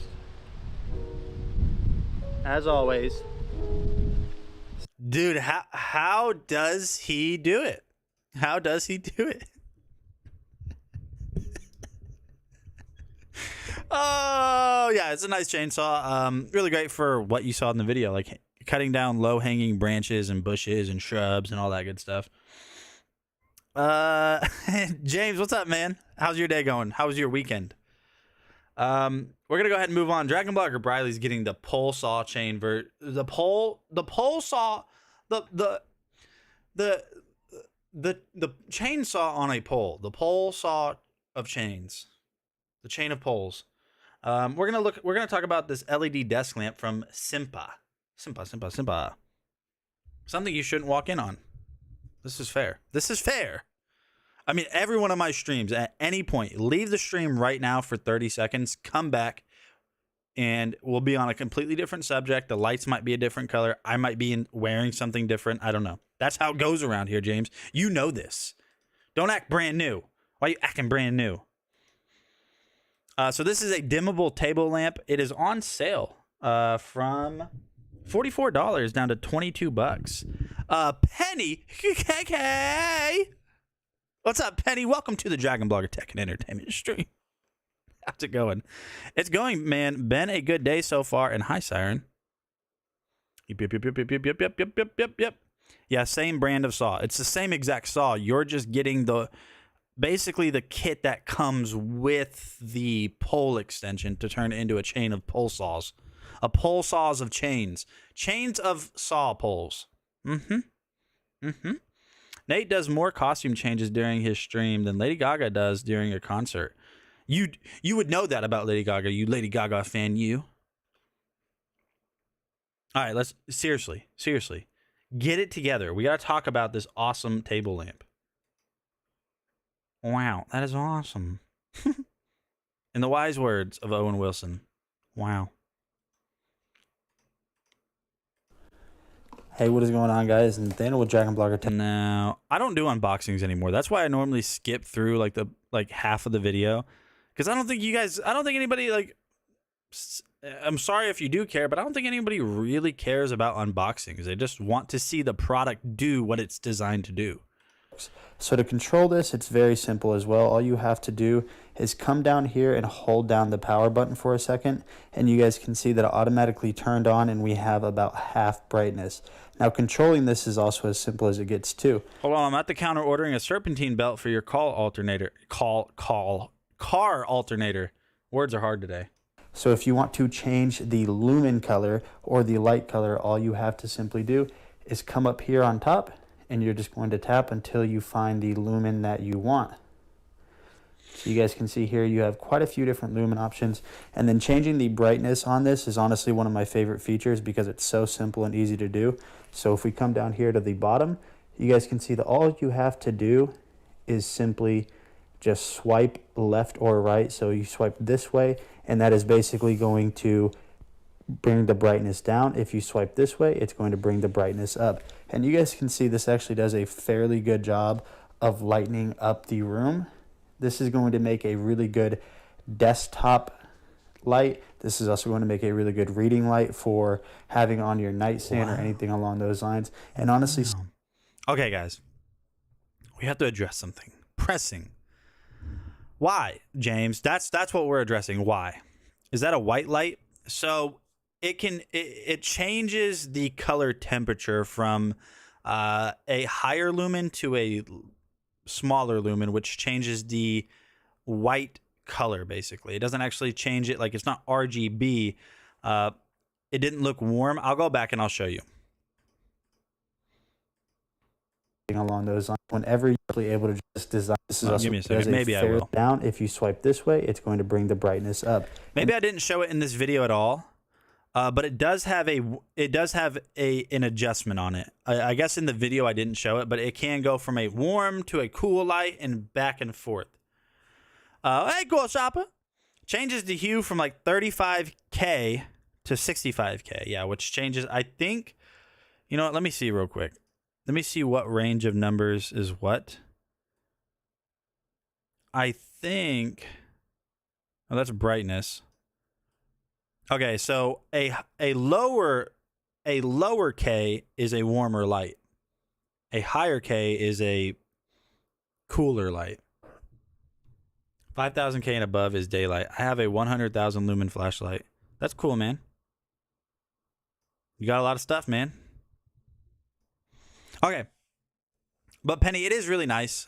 If you want, if I can show it to you guys live on hand, because I actually have to go grab a different product anyways that I'm going to show live. So I'm just going to go ahead and grab that table lamp real quick. So you guys, I'm going to load up the next video, which is the Holy Stone. Yes, yeah, show it, slacker. That's what she said. We're going to talk about the HS710 drone. This was my first video back for DragonBloggers after I got back from the desert. I'm not kidding. I was really there. Did I belong there? No, not at all. Was I? Yeah. Shouldn't have been. Why do you keep saying that? Why do you keep telling everybody all the stuff you have? Boom. Mic drop. Hey, what is going on, guys? My name is Nathaniel with DragonBlogger Tech and Entertainment, and today I am excited to showcase to you the HS710 drone from Holy Stone. This thing has a lot of awesome features. Let's go ahead and jump in and get right into it. So the HS710 is a foldable compact drone. As you can see here, it is very easy to set up out of the box. All you have to do is just unfold these arms and you're ready to move on. Now the camera on the HS710 is right here on the bottom, and it has a 4K sensor on it, so you can definitely capture great footage.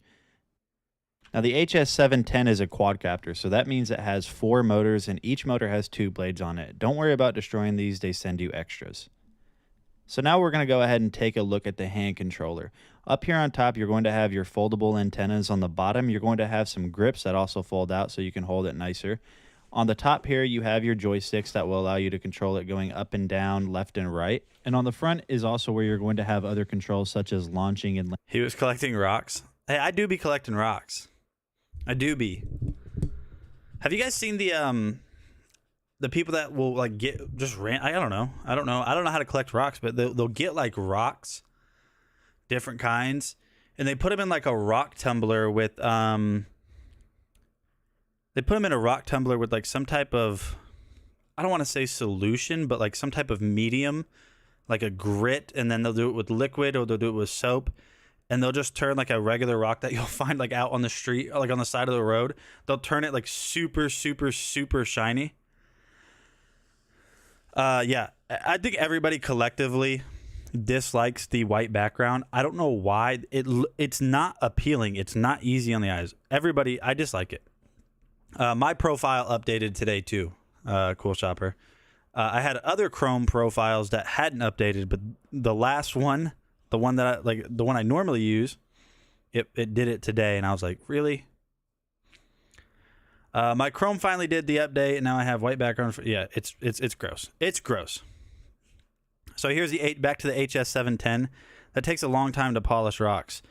Yeah, I think people run them for like a week straight on each. Like I think they run it in 3 different cycles. They'll run it on maybe the medium, like the grit, the sand grit, medium texture, liquid stuff, and then they'll do soap, and then they'll do it again. But like eventually it just a very shiny mirror-like finish rock, or glossy, I guess. Really here are the blades wishing around. It's not a very pleasant sound, so I understand why they didn't put it in here. Now the 4K camera on this drone does a pretty good job of picking up all of the details of the surrounding houses and the colors. It looks pretty good, and for a small drone, the camera stabilization is actually pretty good. Now we're going to go ahead and switch over to the live view in the app mode. Right now I'm adjusting some settings. There's a lot there, so once you get yourself one of these, you'll familiarize yourself with All right, man. Appreciate it, James. that. And then what we're going to do now, that will allow you to hit So that. this is what you guys are seeing now is like a screen recording from what I can see while flying this drone. You can see that you have like your record functions over there on the right side of the screen. You have a map function. You have a height. You have a distance from the remote control. So how high you are, how far you are from the remote control, how many satellites you're connected to. This is where you can select all of your different modes. Follow me mode. It's a great drone with a ton of features, and it's on sale today for $180. Yeah, we went to Gatlinburg, and touristy thing over there is rocks and gems, a lot of polished stuff. Yeah. Let me ask if Penny K, are you still here? We're gonna see if this light gets warm, because maybe I'm lying to you. Maybe I just straight up lied to you, Penny. But I'm gonna find out if I'm a liar. Jacob said my wife changed it from white to black, so I will ask her how she changed it. Probably.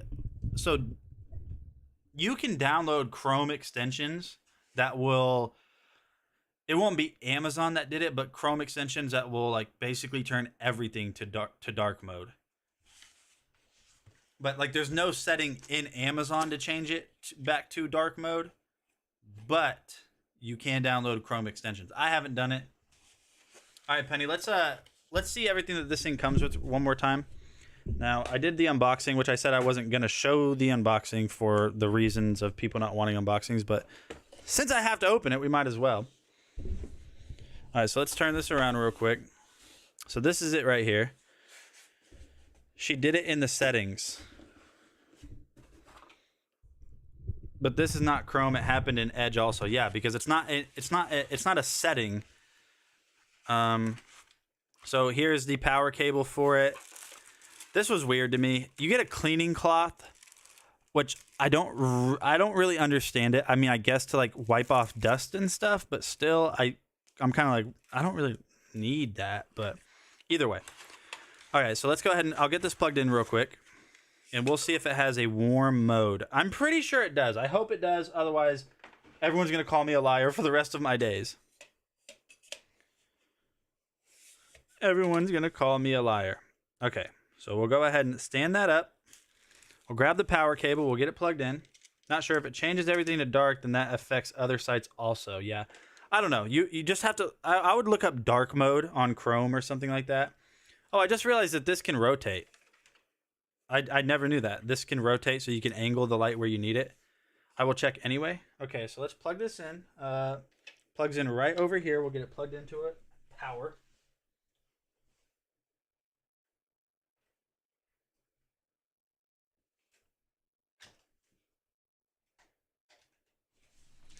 And now let's see if I lied to Penny. We'll turn off this light.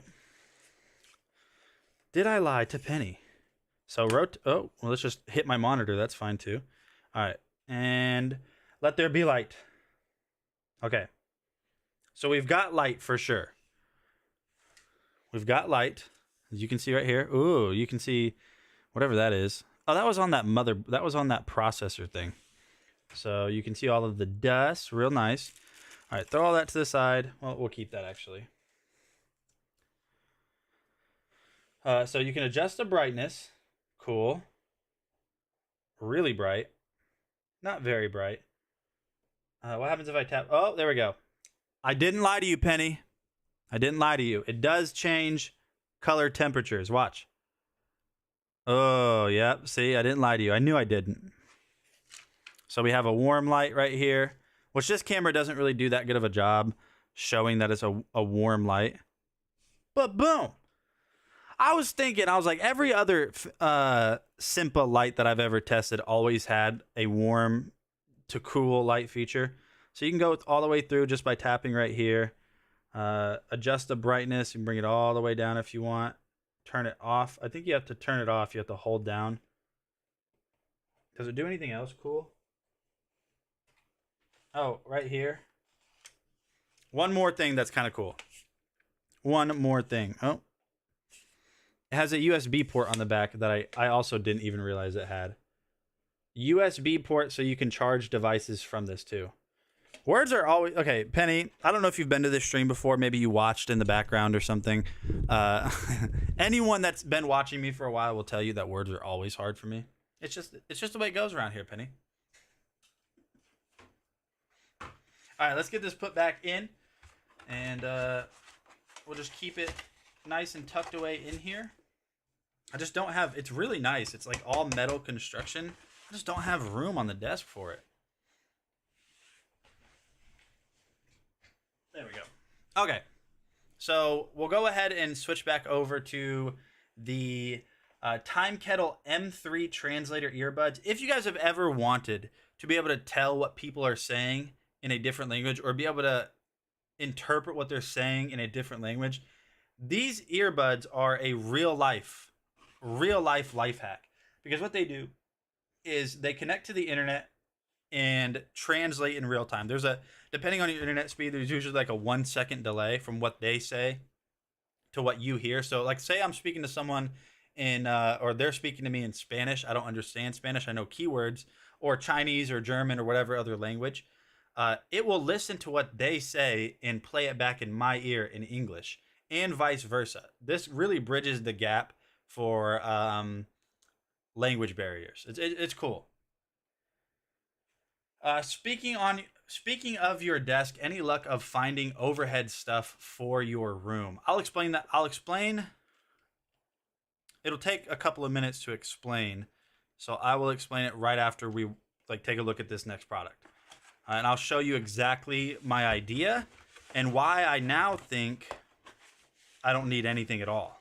Like, I don't need any overhead equipment or anything. I'll tell you my idea, and you tell me what you think. Possible solutions. All right. So let's go ahead and talk about these time. Oh, the time kettles are on sale today too, by the way, guys. For how much off? They are on sale, 15% off today. So $127. Here we go. No, I lied to you. I lied to you.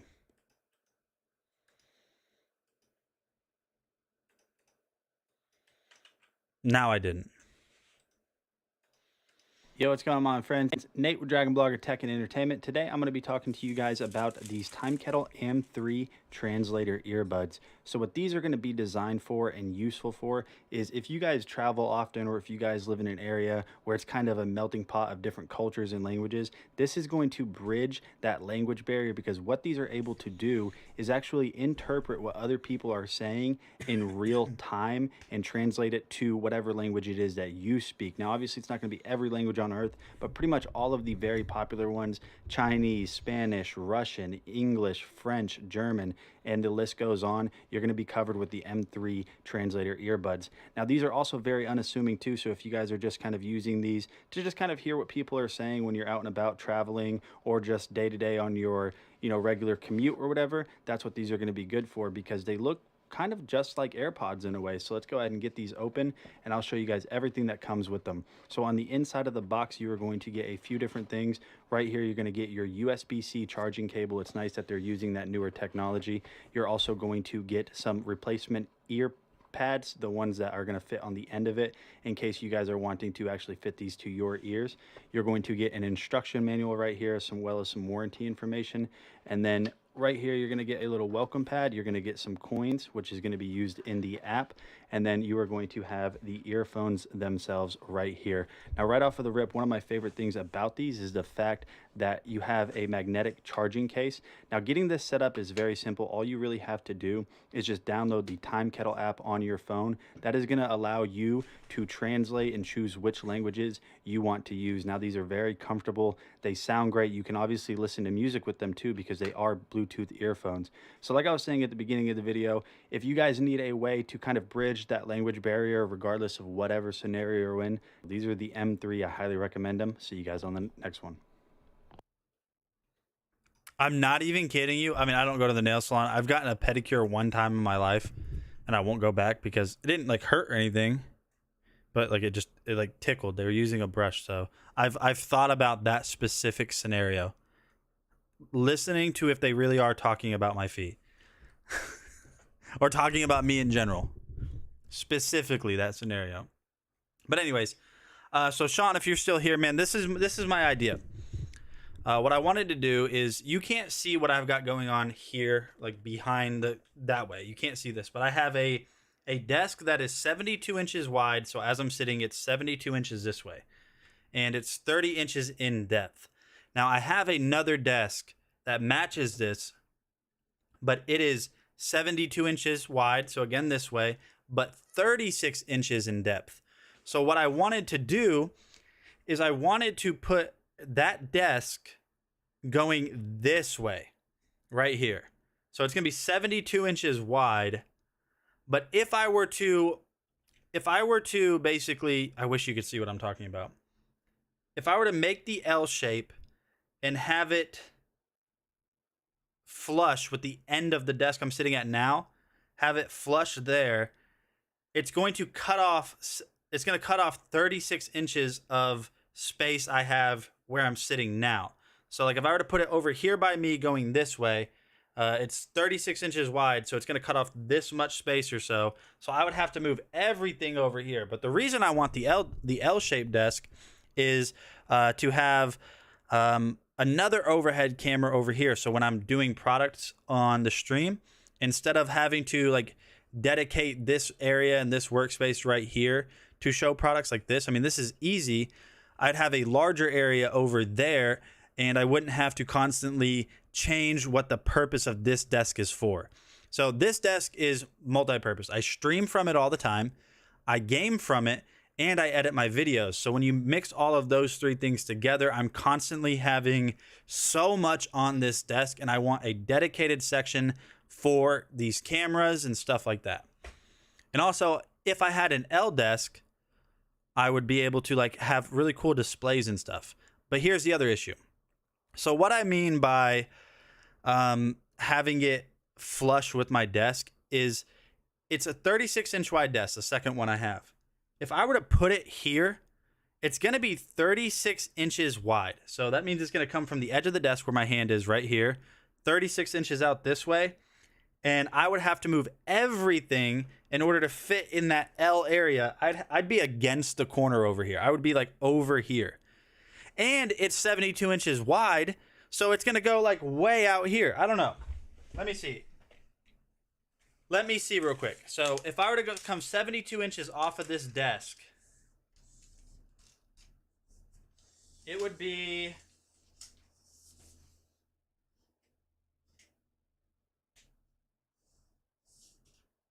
right here. That desk would be out here. I can't do that. It would be, I'd have this much room. I would have to walk all the way around and come right here. That's where that desk would be. I can't do that. I can't do that. It's not going to work, man. Not going to work. We got to go back in the carousel, though, and talk about the Stormbox. Where is it? Oh, the Tri-Bit Stormbox Micro, which is, overhead cam. Perfect. Look at that. Does that make sense, though? And so, like, if I were to make that desk, I can't do this, dude. Hold on.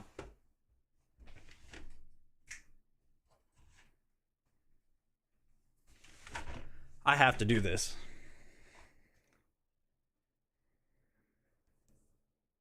This has to happen this way. All right, hold on.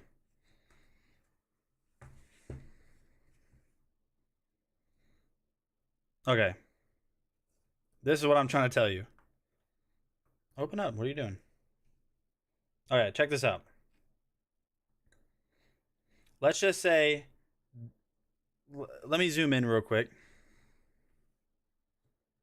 Let's say this is my room. That's what we're going to do. We're going to say this whole entire white area is my room. Let's say this is my desk area over here. As a matter of fact, no. Watch this. But first, let me do something else. Let me turn down this.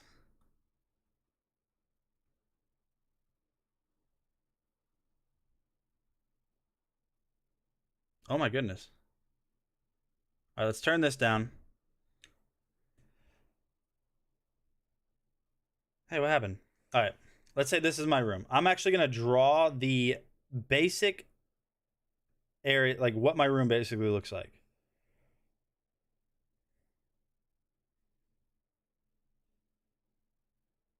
Okay, so here's the door. Here's the door to my room, right there. My desk is right here. We're going to call this one 72 inches wide. It's 30 inches in depth.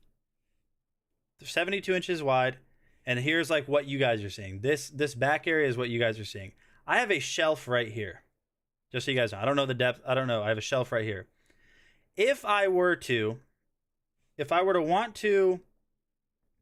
Oh, let me make that a little bit bigger.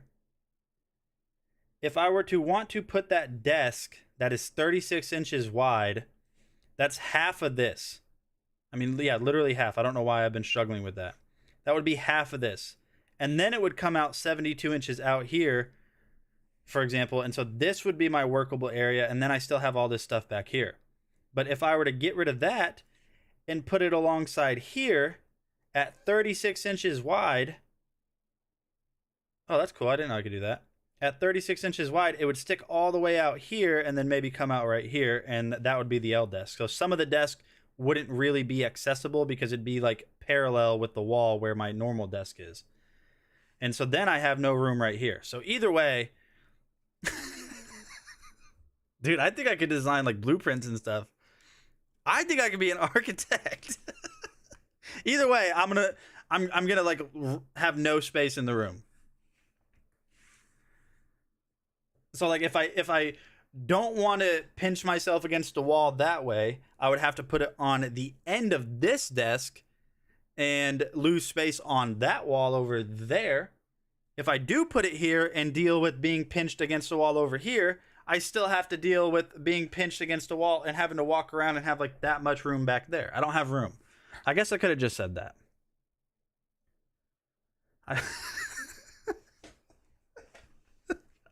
Hey. That's all I'm saying, man. I don't know. Hey, what you doing? That's just the way it goes around here, all right? I'm out of room, basically. And then I still have to have a... No? Oh, hold on. That was one of the reasons I said that was one of the reasons why I could make it work in here. But that was one of the reasons I didn't want to, is because I still have that desk right there. I still have that desk, which I use as like where I film my videos. I put stuff on it, film it. I wouldn't need that if I have a huge desk right here. I could film it from there. Basically, you need a smaller desk or bigger room. Yeah, exact. Yeah, see, you know what I mean. All right, let's talk about this Bluetooth speaker real quick. Now, oh my goodness. Hello, darkness, my old friend.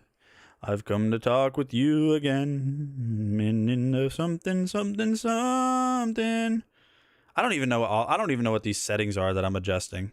I don't even know what they do. See, if I go down, it gets brighter, but then it looks worse. That's fine right there, I guess. That's fine. That'll work. That's okay. This is a Stormbox Micro. It's a hi-fi Bluetooth speaker. Sounds really good in my opinion. It's got a really great battery life too. This is designed for bikes, basically. And the reason I say it's designed for bikes is this little thing on the back. Whenever you open this up, hold on. Whenever you open this up, you can put this around a bike like handlebar. It's super strong, super elastic too. So if you guys see right there, it's stretchy. So you would like wrap it around a bike handlebar or really wherever you want it to, and it's not going to fall off. Sounds great with hi-fi audio. It's not super loud, but it's loud enough to where, you know, if I turned it up really loud around my wife, she would tell me to turn it down. It's that loud. It's wife loud.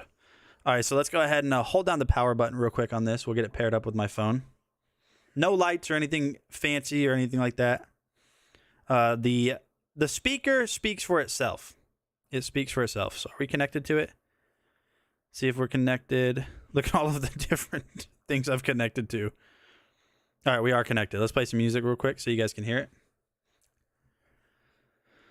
Yeah, the Simon and Garfunkel one is, I mean, like, okay, Disturbed one is... Wait, I thought it was Five Finger Death Punch that did it. I guess it was Disturbed. But anyways, never mind. What was I going to say? I don't remember. We're just going to play music. We're just going to play music from it. Okie dokie. Let's play some non-copyrighted music. And anybody that's heard this song 1,000 times is going to hate this, but here we go. Oh, that's what I was going to say. The Disturbed version is cool, but like the Simon and Garfunkel one is like, I don't know. It's creepy. It's chilling. And it gives me like that. It gives me the same vibe of like tiptoe through the window by the garden. That is where I'll be. Yeah, like the original. It gives me that vibe. Just like I don't want to listen to this. All right, here's a speaker.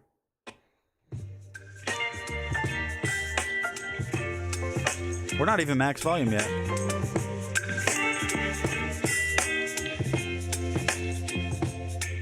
Baby, you give me ice and fire. You're giving me winter rain. I'm so good at dude. I just architect America's Got Talent.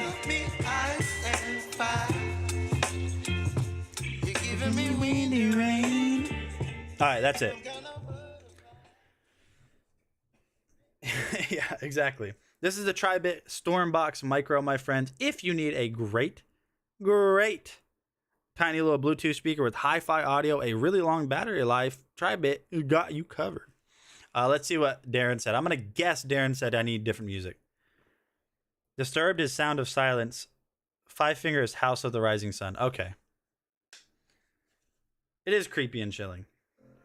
It is. Tiptoe through the window. Okay, that guy. Maybe the reason that song is so weird, first of all, it sounds creepy, but the guy that sang that, I can't even remember his name. The guy that sang the tiptoe, he was weird. Like, actually weird. Tiny Tim, that's right. Yeah, he was a weird individual. I don't know. Still is, I don't know. He lives in infamy because of that song. And really because of Insidious. That's where that song came to notoriety, is through Insidious. Tiptoe through the tulips by the garden, that's where I'll be. Creepy. I'm not a fan. Not a fan. Like Zoink Scoob. Like Zoink Scoob, let's get out of here.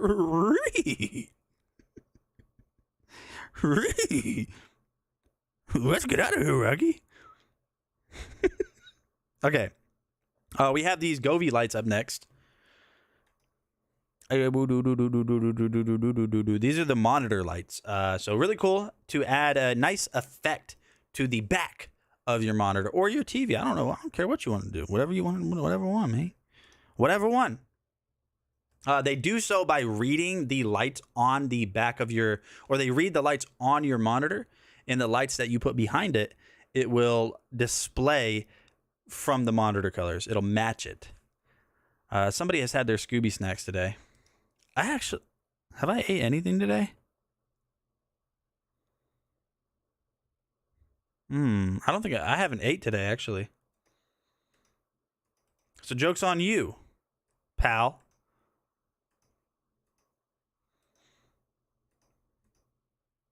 Hey, what is going on, guys? Nathaniel with DragonBlogger Tech and Entertainment, and today we're gonna... You got your Govee lights in yesterday. Which ones did you win again? You won the... I don't remember which ones you won. Were they floodlights? Be taking a look at this awesome Govee DreamView G1 gaming light. So these are actually light strips that sit behind your monitor or TV or really anywhere, and they read the colors of your screen. With As a matter of fact, speaking of like getting stuff in, I'm gonna go check the mail real quick. I'll be right back. You guys stay put. Stay put. Don't change that channel. That you can see that is right on top of my monitor. You can see right now that they are mimicking the colors of my monitor with that Razer background. These are very easy to set up, so I'm just going to go ahead and showcase to you guys all the things that this can do. So we're just going to go ahead and play this video, and as you guys can see right here, it responds to the lights immediately, which is really awesome. I think the way that this works is just so incredible because it reads this camera and pulls that data through to the lights in real time. Like I said before at the beginning of the video, this adds such a nice ambience and makes your setup, regardless if it's a TV, a gaming PC setup, whatever it is, this absolutely shreds whenever it comes to making your desktop stand out. So as you guys can see here, we loaded into a game of Raft because it's a very vibrant game. You guys can see when I look around that it goes blue when I'm looking at the sky and brown whenever I'm looking at the deck. And you can see when I jumped in the water there that it actually in real time reflected the deep dark blue ocean that you guys could see I jumped into. It absolutely looks incredible. I can't get over how awesome this makes the setup look. It just makes everything feel so professional. You guys can see every single little color change. The Govee DreamView G1 light absolutely reflects it in real time, and it just looks so good. And so not only are you able to use this as a screen indicator or a screen reflector. You're also able to control it manually with the Govee app. You guys can see right here that I was able to control the brightness. You have a ton of options. So there you guys have it. That is the Govee RGBIC DreamView monitor backlight. It is time now. It is time now. We are going to make some adjustments live on the stream, which I'm super excited for. So let's highlight a camera in the stream, which is that camera we looked at earlier. All right. It's time for some live adjustments. Sean, you go ahead and guess. Am I making this in that trash can? So it's under the shelf, and it's only about that far sticking out from the lip of that shelf. Am I making that?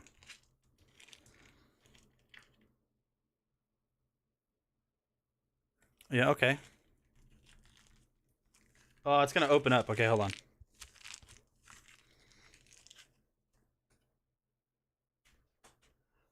Made it. That's not even it on the ground. That was already there. So, you guys know I don't like this camera. It's not a terrible camera, but it's not this. It's not this. You know what I mean? It looks weird. It performs really weird in low light situations. So we're not even going to mess with it. We're going to change that camera live on the stream to this one right here. It didn't even touch the net. Swish. Yeah, it didn't even touch at all. It didn't even come close. So let's go ahead and we will change that camera live on the stream right now. But I need to probably adjust the settings on it real quick. Tiptoe through the window, through the garbage.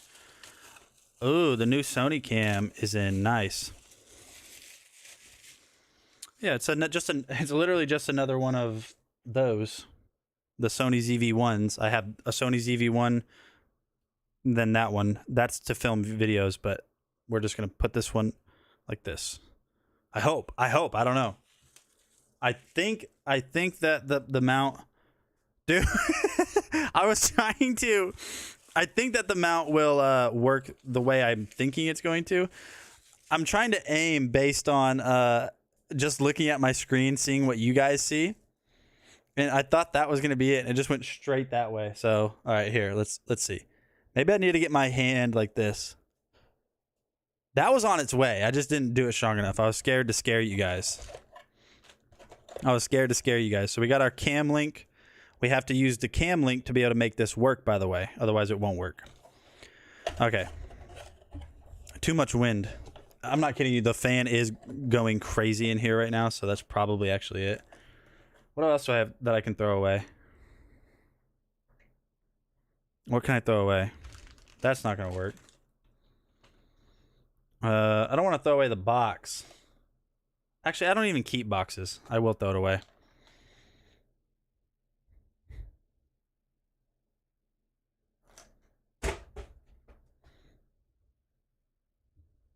Swish. Swish. That didn't work at all. Okay, so in order to get this to work, obviously cameras usually take batteries. They usually take these batteries. I can't do a whole stream on one battery. So the way you fix that, I was trying to make Astro Fetch. The way you fix that is you use a dummy battery. So you guys can see that right there. Well, this is an extra piece. This is to mount it. So you use a dummy battery on the ZV-1. So the way that works is you put in the dummy battery. It's just plugged into a power cable.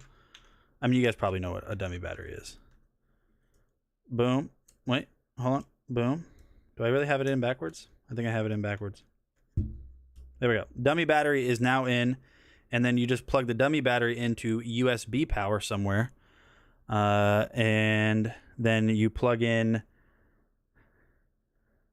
a mini HDMI to HDMI into your computer. Now that probably didn't make much sense.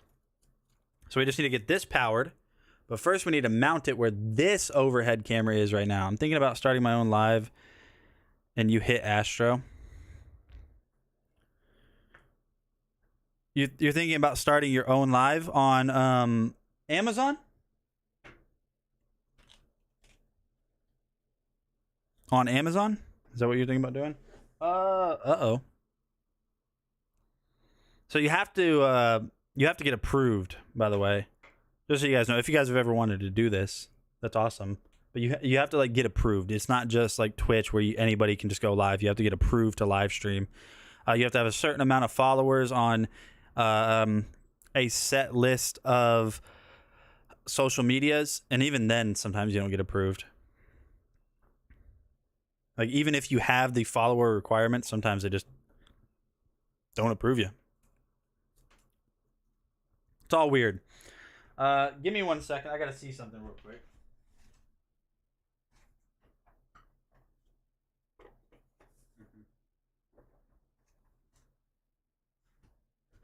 So it looks like we're gonna need a mini HDMI to HDMI cable, and I don't think I have one. I mean, I have one for this, but I don't think I have one just chilling.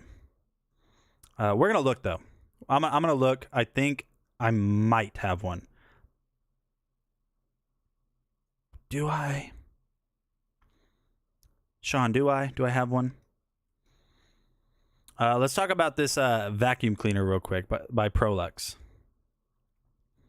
Do I? I don't know. Maybe. Sean, say in your heart what you think the answer is going to be.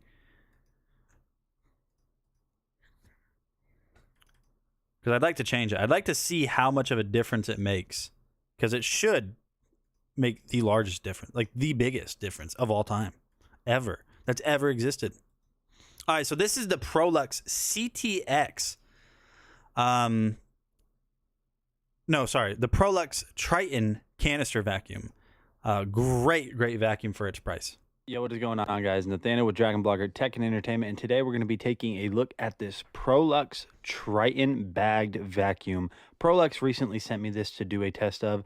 Now, I did review a couple of their other products, such as the CTX by Prolux, and it was incredible. So we're going to go ahead and take a look at this Triton vacuum right now and see how well it works. You guys can see it's a very small form factor, borderline canister-like vacuum right here. If we go ahead and pan down, you guys can see some dirt on my floor, which is why we're filming this review. Now, you do have a turbo head down here that is going to have these very hard bristles. So this is going to do a phenomenal job cleaning up pet hair, the dust, the dirt, whatever it is. Now, controlling this is very, very simple. All you have to do is plug this in, and then you are going to increase the speed right here in order to get it turned on. And that is basically going to be it.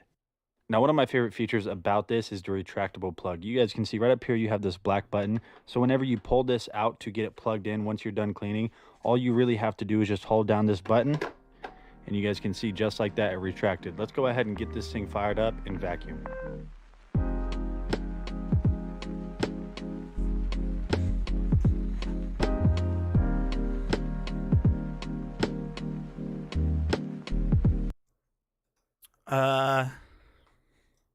Rising Siren says, yeah, I'm feeling a little hopeless about ever being able to build the social media accounts and be able to ever get approval, but who knows if I really have the time with all these kids.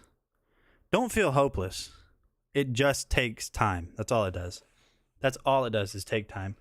The number one thing I can recommend is just consistency. Upload on a consistent basis, whether it be you're talking about big name item or small name item or your shoes. Just upload consistently. That's all. Raising people is so all consuming. I know. Well, no, not like you, but I can see.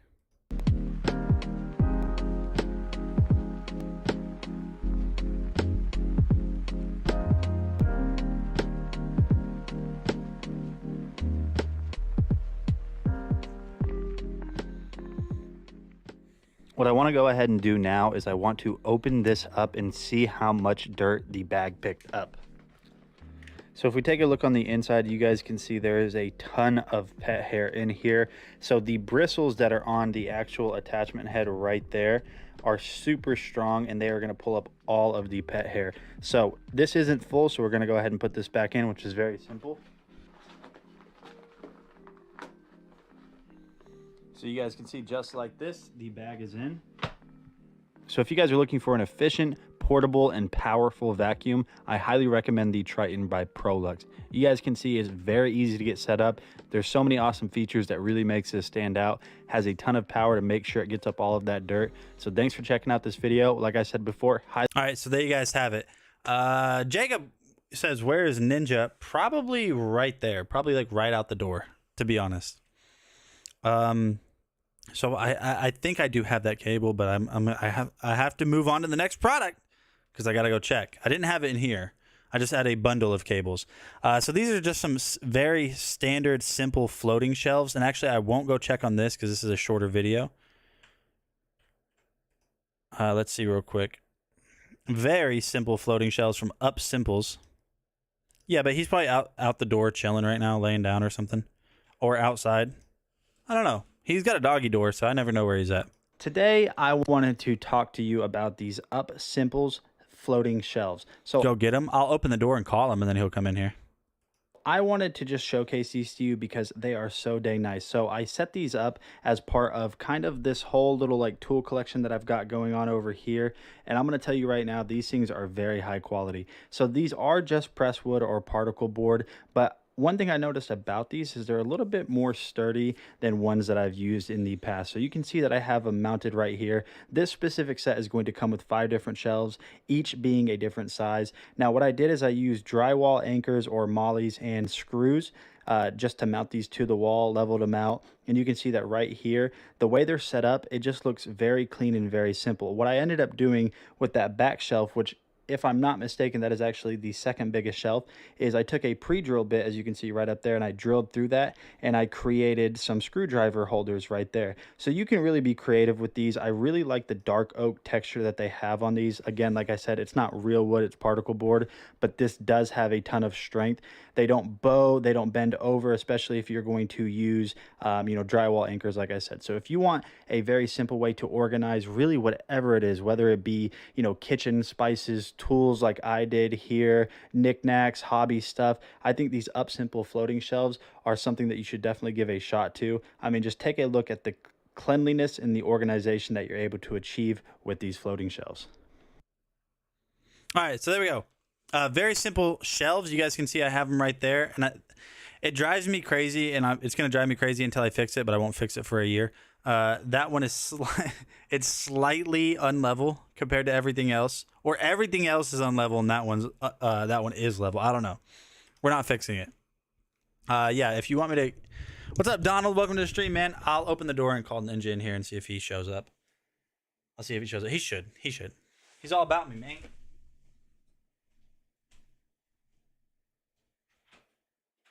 Ninja.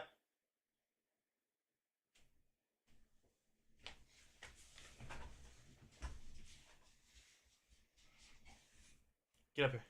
Get up here. Come on. Hey, Ninja. Ninja. He's right there. 2 of them are here. 2 of them are here. Hold on. What are you doing? What are you doing? Watch when I talk to him, he'll wiggle. Let me move back real quick. What are you doing? What are you doing? You gonna get up here? Come on. Oh, hello. Hello. Hello. Hi, buddy. You're a big boy. That's a good chunky boy. You're a good chunky boy. Yes, sir. Yes, sir. Good boy. Mm-hmm. He loves to hug. It's so weird. He'll just sit here and hug me until I tell him to get down. He's a good boy. You're a good boy. You're a good puppy. Good puppy. Okay, get down.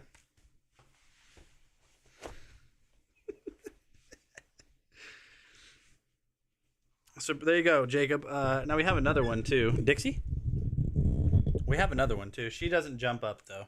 Dixie, come here. Dixie, get up here. No, you're Ninja. You are Ninja. Okay. Oh.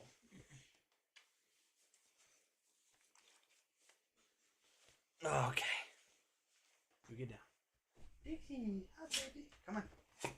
Oh, hey.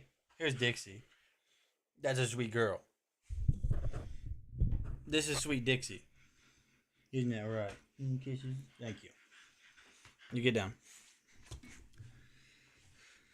Now they're fighting. Well, play fighting. Because Ninja is just jealous. And now there's dog hair on the mic. There's dog hair on me. Hydrate or dihydrate, by the way. Shout out Nikita. Yeah, they're good dogs. If you guys have never had an Australian Shepherd, I highly recommend them. But also at the same time, I highly recommend not ever getting one. Okay? Okay? Hey, EcoFlow's live. Okay. All right, so let's go ahead and continue on, my friends.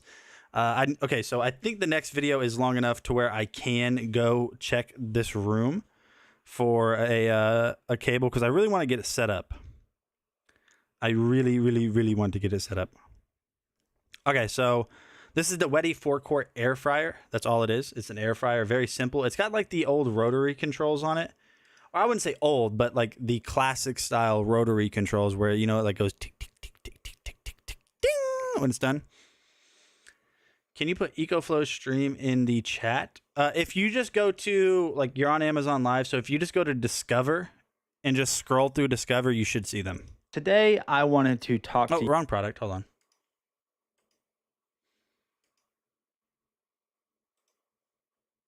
Yeah, you should see them if you just, like, scroll through Discover, I'm pretty sure. Hey, what is going on, guys? My name is Nathaniel. All right, I will be right back. With DragonBlogger Tech and Entertainment. Today with another video, we are going to be taking a look at the AF31 air fryer from Wedi. Let's go ahead and jump in and see what this thing's about. The AF31 air fryer from Wedi is a 4-quart 5-in-1 oilless air fryer. Everybody knows what air fryers are, so let's go ahead and jump in and check this one out. So here on the front, you can see here you have these nice rotary dials where you can control your temperature and your time. And whenever you're done cooking, you will hear this.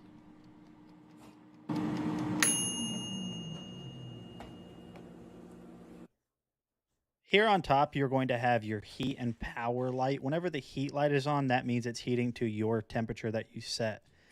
On top of the air fryer, you're going to notice here that you have a bunch of different diagrams just to help you out with your cooks. So unfortunately, we actually do not have... Well, I don't know what this port is. So you have HDMI. These... Okay, let me close the door.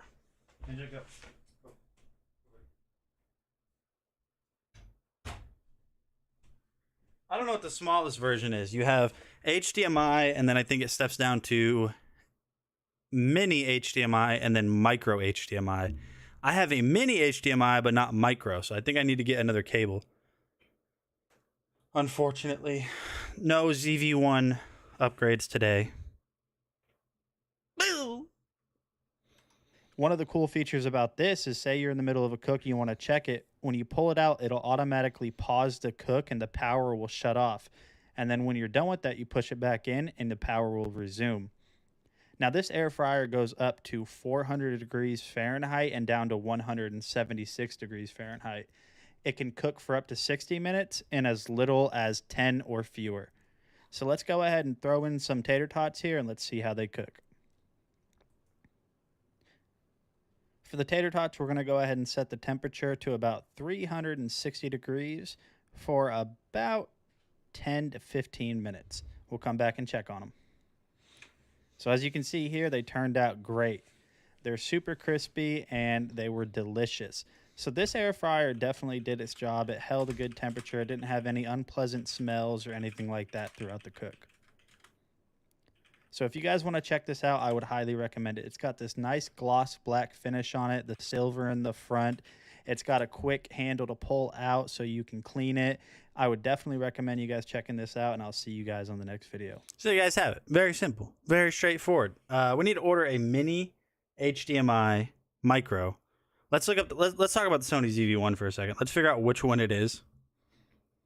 I'll highlight the Sony ZV-1 in the carousel. So if you guys want a really good camera, as you guys can see, lighting is great. Focus speed is insane. Low light performance is great. The ZV-1 is what you want to check out. ZV1 is what you want to check out, but we're going to go ahead and continue on and figure out which kind of HDMI cable I need.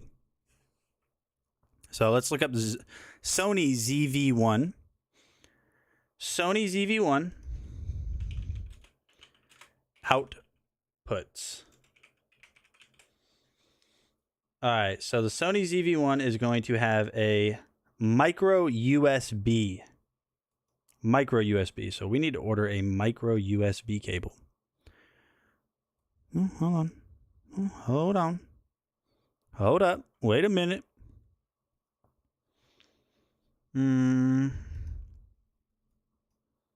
Micro USB cable. Commence. Micro USB. Micro HDMI to HDMI. Wait, it says I've already purchased one. I might actually have...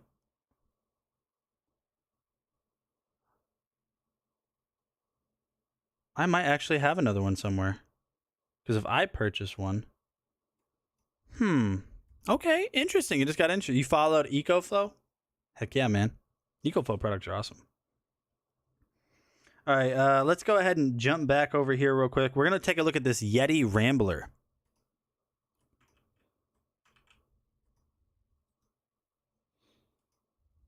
After that awesome... well,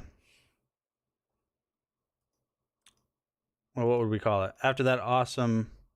Hold on, my carousel's all weird. There we go. After that awesome air fryer by Wetti. Wetai.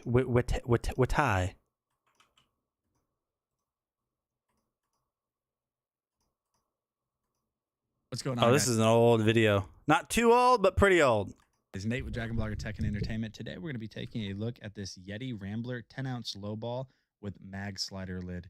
So Yeti has been in the game for a long time. I'm sure most of All right, now, I don't think I have time. you guys have heard of Yeti before. If you haven't, they've just been making ramblers, these kind of like insulated mugs, tumblers. They've been making them for a long time, and they are one of the best to do it. So like I said before, this is the Rambler 10-ounce lowball with mag slider lid. Just taking a look at it, it's a very simple design. Now, I did say it has a mag slide lid, which is this little lid right up here on top. So this little lid is very well made. It just feels solid. And the cool thing about this is you don't have to worry about this moving. You actually have to put quite a bit of force in order to open it or close it. So you don't have to worry about your hot drink spilling all over your lap or anything like that. Now, on the inside of the mug, you are going to have some different little usage and care instructions, such as a Yeti sticker right here as well, which is really nice. All Yeti products are usually going to come with that too. So just taking a closer look, this is the yellow version. I think this is just very well made, and it's going to keep, like I said, it's going to keep your hot drinks hot. It's going to keep your cold drinks cold. Now, they do have some pretty cool claims over here on the side. They actually say that this is over-engineered. So it says it's dishwasher safe, so you don't have to worry about cleaning this and doing any special care to it. This is also going to be made with kitchen grade 18A stainless. So there you guys have it. Just a very simple product. It's made by Yeti, so it's really nice. It's going to last a long time and does what it's supposed to. Delbert PA says, wait, this video is stuck. Is something supposed to be happening? Something should be happening. I don't know what. But something should be. So we're going to move on to some workout products now, my friends. We're going to talk about these Logest hand twist exerciser bars.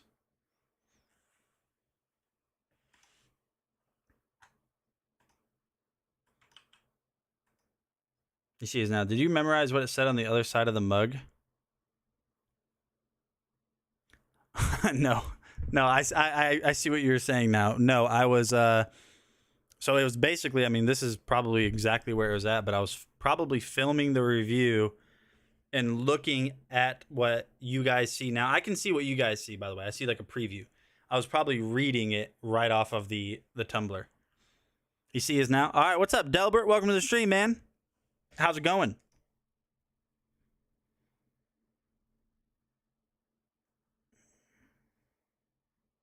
You think about buying everything in the carousel?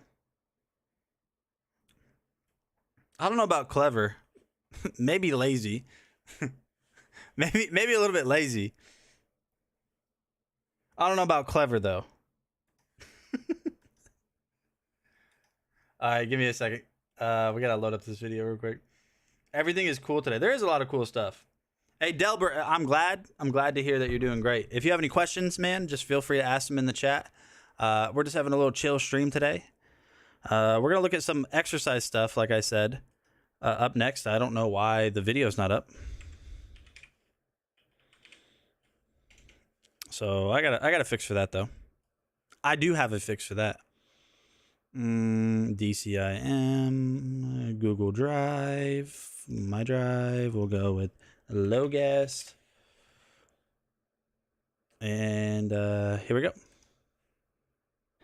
Yo, what's up, my friends? Nate, DragonBlogger Hey, Tech and Entertainment. Today, I'm going to show you something that you might not have seen if you're into workout equipment and just working out in general. This is the low guest exercise bar. So what these are going to do is basically give you different amounts of resistance depending on which one of these you pick up. And you are able to do a bunch of different, I would say, exercises with these. And they're going to work out your forearms, wrist strength. So if we take a look at it right here, this is a very hard rubber material. You have the light right there. If we go to the next one, you're going to have medium, as you can see, and then you are going to have heavy. Now from light, medium to heavy, that is going to be the amount of resistance. So some of the workouts that you can do with these, we'll just go ahead and start out with heavy. You said I can't bench the red one.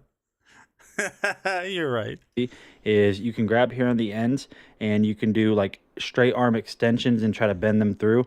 Now the heavy is pretty dang tough to do, especially if you want to try different workouts such as holding one and then twisting it. So that's going to be really good for your forearms. And then if we go to medium right here, if we just kind of bend that down, what I do is I feel it kind of moving or working through my forearms. So again, you can twist right here, and then light is pretty light too. I mean, that one's pretty easy. Now, there's a bunch of different types of workouts that you can do that will target different muscle groups. Yeah, this is just a very interesting way to, you know, tone up your arms. That's some Superman stuff, bending bars and whatnot. Hey, you guys saw it. You guys saw it right there. Delbert said it. Delbert said, I didn't. Delbert said it. I'm Superman. I will, yes, you guys saw it. No, but those actually really do, especially the red one. Maybe like 10, 15 reps in off video, it really starts to burn your forearms because you're supposed to hold it out straight like this and just use, like, you're supposed to only try to bend with your wrist. You're not supposed to try to bend your elbows in and then use like your whole arm. You're supposed to just kind of go like this, and it just works just your forearm muscles. And I'm telling you, it burns. And then you can also hold it. You can also kind of hold them in a weird way where you like kind of almost like you're trying to open a bottle, but the opposite way where you twist or you go like this kind of. And dude, it burns. It burns bad. All right. So moving on to the next exercise thing that we got today. We have this Yosuda under desk bike pedaler. So this is really great for those of you guys that work from home, sit at a computer for the majority of the day, like me right here.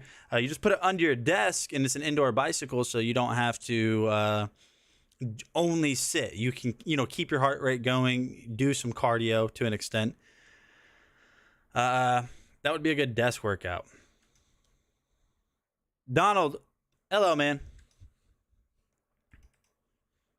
Oh, and then we got some workout equipment to help you after your workout after this. Yo, what is I would, after this video for sure. I'll be right back. I'm gonna go grab my. I'm gonna go see if I have this cable. I think I do, but I'm just not positive. What's going on, guys? Nathaniel with DragonBlogger Tech and Entertainment, back again today with yet another video, and we are going to be taking a look at this Yosuda mini exercise bike. This is going to be a great way to keep in shape, to keep your heart rate up, and not really have to do much. You could set this under your desk. You could set it at the end of a chair. There's so much you can do with this. I'm going to go ahead and unbox this. We'll show you everything that it comes with, and then we'll also test it out. All right, and so after a little bit of a struggle, being that one of the pedals, the screws on it, you actually, in order to tighten it, you have to screw it on left, so lefty tighty, righty loosey. It's like that on bike pedals. I guess I just never really knew that, but just make sure that on one of them you go the opposite way. You guys can see that this is a very small form factor machine. You even have these nice little kind of foot cuffs right here in order to keep your foot stabilized on here when you're done. You have front and back stabilizers, which they might actually be on backwards. If I go ahead and turn this over, you guys can see that you have a little control panel right here that'll show you distance, calories burned, your time that you're going, and then you're going to have a little analog adjustment knob right here to adjust the resistance, so you can go from 1 all the way to 8, 8 being the highest amount of resistance. Overall, this thing with Just when I thought all hope was lost and we weren't going to be able to install the new hey Sean, I appreciate it. Just when I thought we weren't going to be able to install it, guess what we had? Chilling in a with dog hair on it. Chilling in a laundry basket full of cables. We had it. We did. Hey Jacob, I appreciate it, man. Thank you. Thank you both of you guys. I appreciate you guys stopping by. was super easy to. This thing is super easy, as you guys can see right there.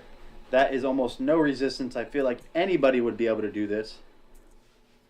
And then going all the way up to about halfway, we'll go to 5. So this definitely has some more resistance. It's still pretty easy. The only resistance level on here that I feel actually does a good job of giving resistance is level 8. I do have to push pretty hard. Now, you guys can see that it's kind of moving around whenever I'm pushing on it. That is because I have the stabilizer on wrong, but also the angle that I'm sitting at this at. If you're on an office chair where you're pushing more down, it's definitely going to be more beneficial. But overall, this is a very lightweight machine, a good way to stay in shape and burn some calories. So if you guys are looking for something like this. So you guys go. So you guys can see why that would be so beneficial. It looks like we have my light box chilling, kind of showing right there. So yeah, it's really nice. Great way to keep your heart rate going, stay active while you're not active, you know, while you're sitting down, whether it be working from home, playing games, whatever it is. Just put it under your desk and just pedal and just keep yourself, keep your blood flowing, basically. We're going to go to the end of the carousel real quick, and we're going to talk about the ZV-1, which is this camera right here. Well, it's the camera I'm using as my webcam. You can do so whenever you use something like this, which is a cam link. So the way this is going to work is I have an overhead cam right here. This is what the camera looks like. You can see a huge difference whenever like, for example, you can see how much better the Sony ZV-1 is compared to what I'm using now. Like if I get real close and try to focus, you can see it's blurry, it's grainy, it's pretty out of focus. It doesn't focus quick compared to this, which is just so much better. So much better. So we're going to switch out this overhead cam with this guy right here. So let's do that real quick. I'm going to stay here for this. All right, so what we're going to do is we're going to move this camera up so you guys can see what I'm doing. All right. So there we go. We're going to move this camera up. What we need to do is we need to disconnect this camera first. So we're going to take away this cable. I'm so happy I'm not going to have this cable hanging over everything anymore. We're going to disconnect that cable, and then we need to take all of this off. So let's figure out the best way to do this. Figure out the best way to do all of this. You figure out how this actually like properly folds itself. Well, I guess we can do this real quick. Out with the old, in with the new. Out with the old, in with the new. All right, so we have our 1/4 inch thread right here. You guys cannot see it. You almost can. You almost can. There we go. So we need to mount our new ZV-1. We need to mount that right here. Behind the scenes. Yeah, exactly. Behind the scenes action. This isn't a bad webcam. This one right here. It's actually not available anymore, but they made like the newer version. This is not a bad webcam at all, but it's not a good webcam compared to the Sony ZV-1. So we got to figure out the easiest way to do this, because the reason I say this is going to be kind of difficult with this camera is because if you notice, this is pointing down, but the ZV-1, if I were to like mount it where this thread is, if I were to mount that right now, it's going to be facing that way. So I think we do have one fix for it, which if we loosen this up, I think this will drop out There we go. So we dropped this out, and now we can put it through the front, tighten it down, and so whenever we put the Sony ZV-1 now mounting it, it will be facing down. So we need to do that real quick. I think the easiest way to do this is, first of all, unplug this USB power. Unplug this USB power. So what we're going to do is mount this up right here. That's pretty high. It's looking pretty high, honestly. All right, so we're just going to keep threading it until it's tight enough to stay by itself. I got to keep the cable going with it. Nope, sorry about that. The side of Nate you don't see every day. This is me. Honestly, this is what I do. Like, I'm just in here doing stuff like this. So now it's all the way tight already, and we can't tighten it anymore. So what we're going to need to do is probably... Oh, there we go. It's spinning it inside of it, so we're good. Just keep going, and right there, it is now pointing down. I don't know if it's level yet, but we'll mess with that later. So now what we need to do, since this is a regular digital camera, usually it takes batteries like that. So this little cable is plugged into a dummy battery, or it's connected to a dummy battery. And now what I'll do is I'll connect this right here.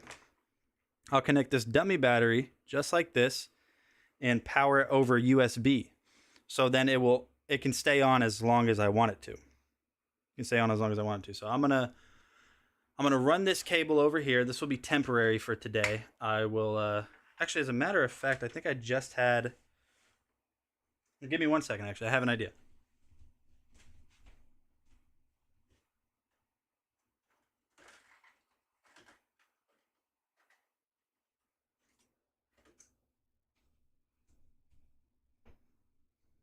Perfecto.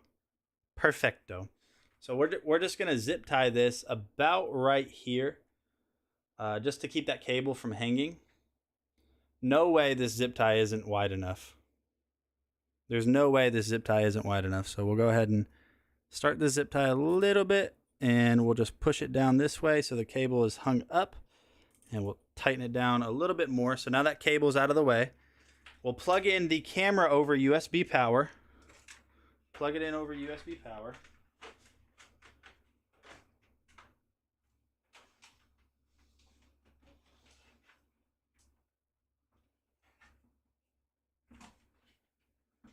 All right.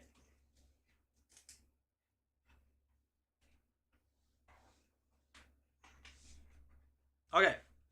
So I have it plugged in. If I did this correctly, the Sony ZV-1 should turn on. It should turn on. Ready? Boom. We have power to the Sony ZV-1. But it's not connected to the computer yet. Nate the Builder. It's not connected to the computer. So the way we connect it to the computer is on this side of the Sony ZV-1, there is a mini HDMI port. Not micro, mini HDMI port. So to get that installed, first we'll hide this cable a little bit more. So to get that installed, what we're going to do is use this thing right here. This is from Elgato. This will plug into USB 3.0 on my computer. If you can see blue, plug in USB 3.0 to my computer, and then this cable will plug in HDMI to it. So we're going to get this plugged in real quick. We're going to plug it into the side. HDMI right here. I can't believe I just happen to have an extra one of these cables. A cable that no one ever has randomly. I just happen to have one. Just happen to have one. Now give me a second. What we'll do is we're going to run this over. We're going to kind of flip it over the camera itself. Then we will just plug in HDMI to the Camlink 4K. And now we'll plug this into a USB 3.0 port on my computer, which in order to do that, I need to step away. So give me 1 second.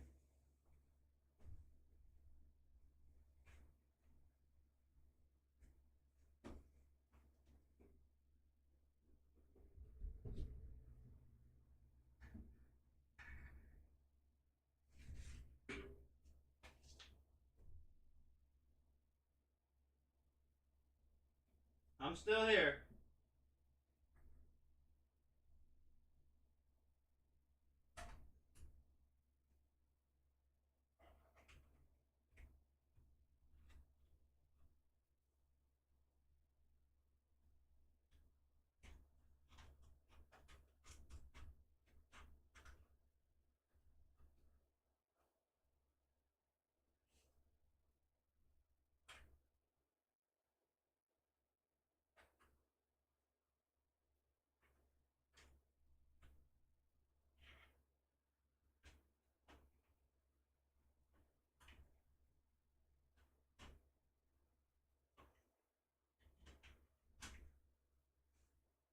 Okay.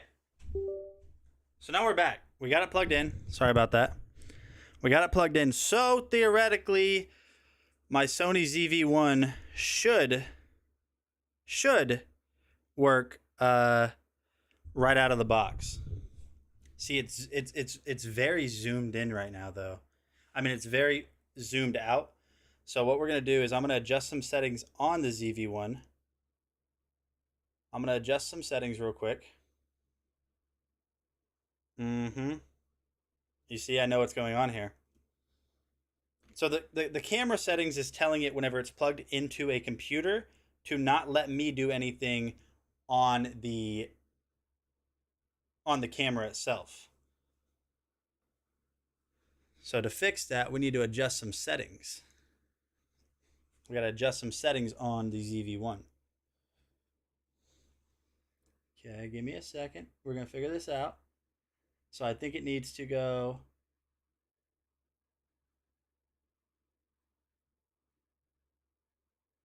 We need to change that to HDMI settings, TC output, control for HDMI resolution. Well, actually, you know, as a matter of fact, in order to like do this correctly, people tuning in right now thinking this is a ghost running the stream. In order to do this correctly, what we should actually do is not even mess with the settings on that and try to figure it out. I'll just grab this one real quick. I'll grab this one and we'll verify the settings. So when you go menu, we're going to verify the settings and see what the actual settings are supposed to be. I think this is touchscreen. I mean, you can touch the screen. I don't think it works. Okay, so TCUB settings.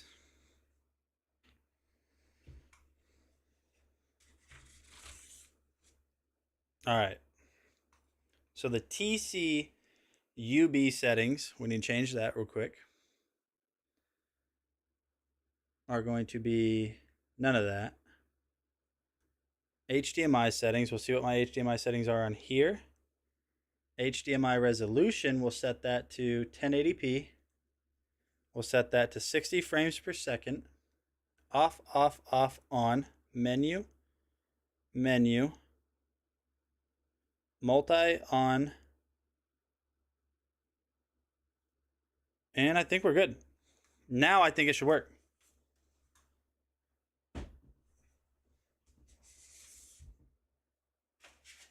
Now I think when we plug this back into my computer, we can load up a new scene and it should work just fine. We're going to find out though. We're going to find out real soon. All right, so that's plugged in. We're good. Might have to zoom it in though. Here's the thing. We might have to zoom this in. Let me see. Oh, that's too far of a zoom. That looks good. Let's move my camera, this one right here, back down.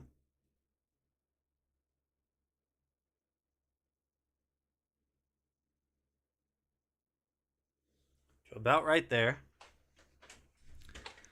All right. So we've got it back to a normal spot, but now what we need to do is just add a new source and see if this works. Either it's going to work or it's going to freeze my cameras and all I have to do is unplug this one and then figure it out later. All right.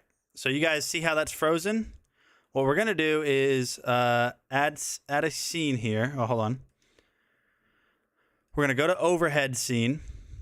We're going to add a scene into this so you guys can see what I'm doing. Add main cam. All right. So what we need to do is we need to add that second ZV-1 in place of that old camera that we just replaced. So we need to change the properties to a CamLink 4K. And what did that do? So this one works. This one's not doing anything. And I think I know why. It's on the same USB hub. Because if I go to CamLink 4K on this one, yep. You guys notice how it's all black screened? It's because it's on the same USB tree hub. And it can't have that. So if I come back over here real quick, if I deactivate this camera, go over here again, you guys see nothing at all right now. You see nothing. But now, if I deactivate this and activate it here, nothing. Okay. See? So what I need to do is make sure that that is set correctly. But we'll do that off stream. But we do have it set up. We'll figure it out. Let's go ahead and go back in the carousel real quick. That hurt. That camera's right overhead, though, and that looks so good so far. Right now, it's looking pretty good. All right, so like I said, we do have recovery equipment for those workouts in the... I appreciate it. Appreciate it. Thank you. We do have recovery equipment, so we're going to talk about this Fit King calf massager. Great way to recover after maybe leg day or something.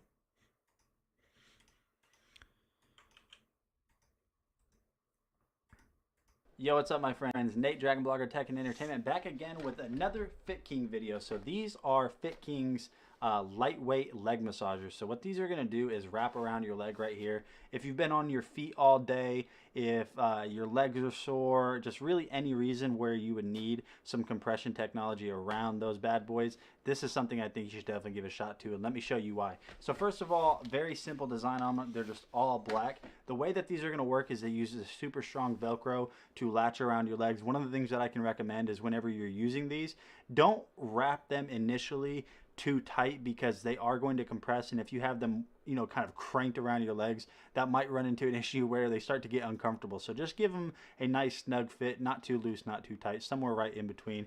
Now the way these work is they are going to plug in with this dual USB-C cable that comes with a charging block, and then we can take a look right here. You can see that you have a little control panel on each of these, so you don't have to run both at the same time if you don't want to. Now to use these, all you have to do is press the power button right here. Just hold it down for a second. When you hold it down, you're going to notice that you have some numbers that will come on. So the intensity mode is going to be indicated with that number sequence right there. So you can actually go through, set the intensity, and set the mode. It is currently compressing around my lower calf right here, and honestly, it just feels really good. This is something that I think is going to be great for just really anyone. Even if you don't have, aches and pains in your legs, that compression that it uses to kind of alleviate some of that stress or that tension in your muscles just feels really nice. So if you're looking for a good way to just wind down at the end of a long day, Fit King has got you covered. Jacob, she really would have, dude. All right, I think I fixed it. But if you guys need some leg massagers, definitely check those out from Fit King. They're $50 off today. All right, I think I fixed it. If I deactivate and reactivate this, it should show an overhead camera. I don't know. We're going to find out in 3, 2, 1. Let's go. Boom. We have an overhead camera. But now, as you guys can see, it's all off-centered and everything, so we have to adjust this a little bit. So what we need to do is we need to rotate it first of all. So we're going to rotate it 180 degrees. Oh, the echo. Okay, hold on, I got you. There we go. No more echo. Echo's gone. The echo is gone, but look how much better this looks. But now, one of the things that I noticed immediately is how off-center this is. It's really off-center to everything. Well, actually, no, it's really not. Let me see. This is the middle of my monitor, The middle of my monitor is right here. If I'm like, let's say opening cards or something, that's gonna look a lot better. But now let's see. Let me grab some Pokemon cards. Like for example, let's say that's what we were doing. Let's say we're opening Pokemon cards. We'll see if. Oh, okay. We can adjust some settings to make this a lot better. But I'm just gonna like that's for an example for an overhead cam. Are you going to keep this cam? This one overhead? This one overhead? I think so. I don't see why not. So let's just act like we're opening up some cards. I don't know why all of these are in here. I need to see. This is like not the main reason, but one of the reasons I wanted to see if this is going to look better. Oh my gosh. Look at that. Bud, you've been here for a while, man. You've been on this stream a lot. Look how much better this looks than what it used to. Goodness gracious. I mean, it does need to be zoomed in a little bit, but I can just fix that. I can just fix that by cropping this video. So like if I just zoom in this video a little bit and then kind of like center it in the screen. Look at that. That is so much better, especially like getting up close. A couple adjustments. Yeah, I mean, this is, you guys, I mean, literally just installed this live on the stream. Let me see. Transform, fit to screen. Hey, 180. Do a 180. Transform, rotate 180. There we go. That is just a world different. Oh my goodness. It's so much better. I mean, that's for everything though. I'm not just talking about doing like Pokemon cards. I'm talking about everything that we talk about on the stream. Like showing products live. And I can even make it a little bit brighter if I need to. A lot easier too. So like, look, I can zoom it out. Zoom it in. I can make this a lot brighter by just increasing the gain. Look at that. Oh, that is so much. This is awesome. Yes. This is what we needed. This is what we needed. So like let me hold up like a product here, cuz I really like doing this overhead cam stuff. I feel like it's so much nicer to me. Yeah, see, we're getting the ZV1 quality but overhead now. So like I was so used to having to do this, which isn't a problem, but like this is a first world problem right here is what this is going to be. But like so used to doing this and holding stuff up and talking about it that my arm would start to burn. So like it goes like ZV1 quality, ZV1 quality. Let's go. Man, the ZV1 is so powerful. And like, okay, yes, it's expensive. Yes, the ZV1 is expensive, but for what this camera does, it can even record at 960 frames per second. Gotta go. All right, man. Appreciate you stopping by. It's so good. Got the overhead cam, but yeah, like you said, couple adjustments and we're all right. But overall, everything just looks so much more crisp and clear. Pokemon cards, I won't have to sit there and complain the whole time. I mean, you guys just saw it. Acting like we're pulling cards or something. You guys just saw it. It even focus like it fixes itself. Look at that. You see how clean it got? It fixed itself. You know what? Actually, as a matter of fact, if I change the output on this to 4K, give me a second. That's what we're gonna do. If I change the output to 4K, because 4K has a crop feature, it'll be even more zoomed in with even more detail. So let me do that real quick. So menu.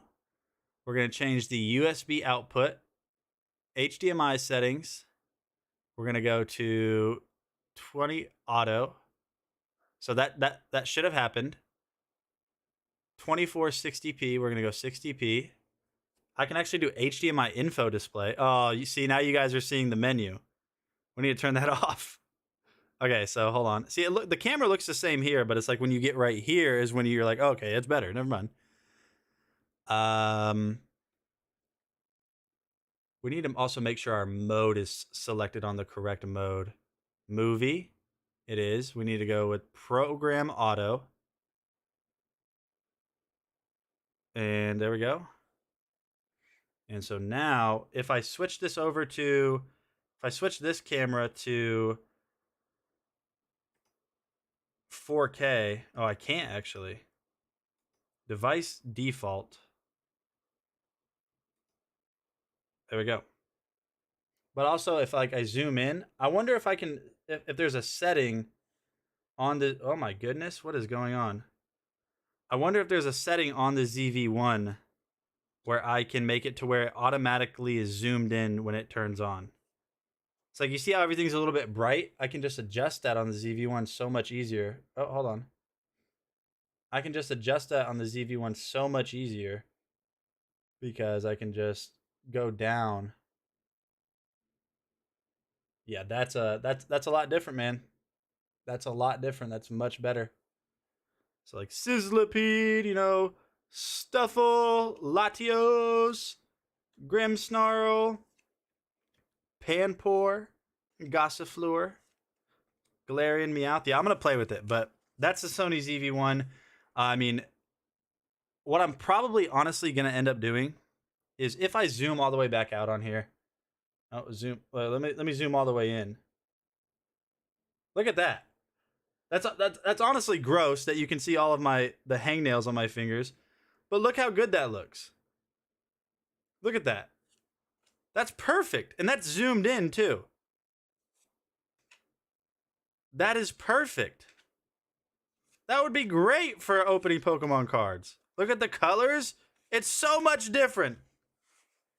It's so much better. But what I'm probably going to end up doing is, I don't know, but were you watching earlier? See, I can zoom in. So I'll probably leave it at this fact, because when you zoom in, you lose quality. Like if I get up close and personal, like when it's not zoomed in, it looks a lot better. So what I'll probably end up doing is, I don't know if you were here when you saw like how I was mounting it. I'm probably going to move the whole mount down so the camera without being zoomed in is closer. Let's get you a manicure. Yeah, it's pretty rough. Pretty rough right there. But there we go. That's the Sony ZV-1. Yes, I was lurking. So much better. So much better. I'm so excited. Well, I just want to show stuff now. I just want to show stuff. You know, as a matter of fact, we are. We're going to talk about this minimalist wallet from Verifora. So this is part of their Leatherworks lineup. Yeah, their Leatherworks lineup. Let me take out my ID, though. You guys can't see any of my debit card numbers. Can't see any of that. No, you cannot. We're good. Okay. So this is part of Verifora's Leatherwork lineup. Okay, see? White balance is going crazy. Hold on. I'm going to adjust that. That's something's on this one. It's a little bit different. So we got to adjust the white balance because it's kind of doing its own thing. Give me a second. Exposure mode. We'll go program auto. We'll go back to menu. We'll go with soft skin effect is on. White balance auto. We don't want it on auto. We want it to be on. That looks a little bit too cool. Cloudy. Cloudy is where it looks like what it looks like inside. Creative style standard.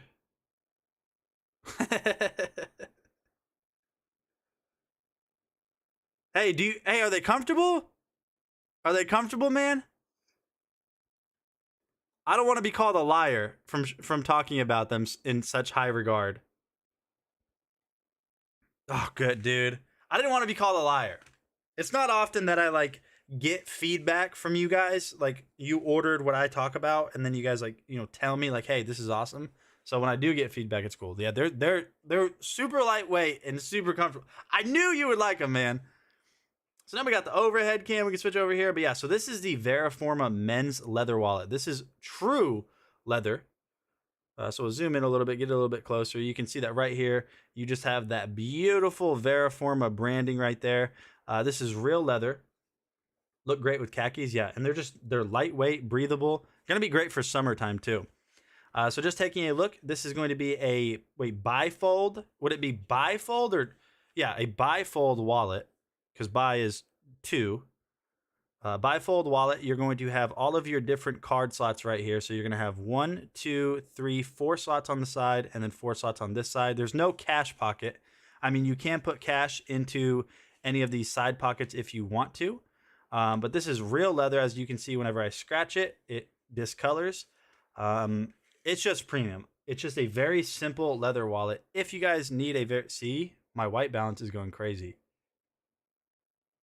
I need to figure that out. D-range optimizer. Hold on. Dynamic range optimizer, maybe. Let's go with exposure comp, ISO auto, ND filter. What happens if I do ND filter? Not much. Okay. Focus mode, continuous autofocus. Yes, I want it to continuously autofocus.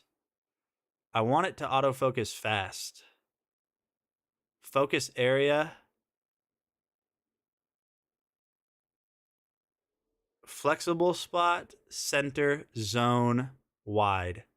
We'll have it focus in the center. But how do I do the pre-autofocus? Okay. And I think that's it. I think that's all we really needed to do. I don't know. I think it's because it's like trying to adjust for the ISO.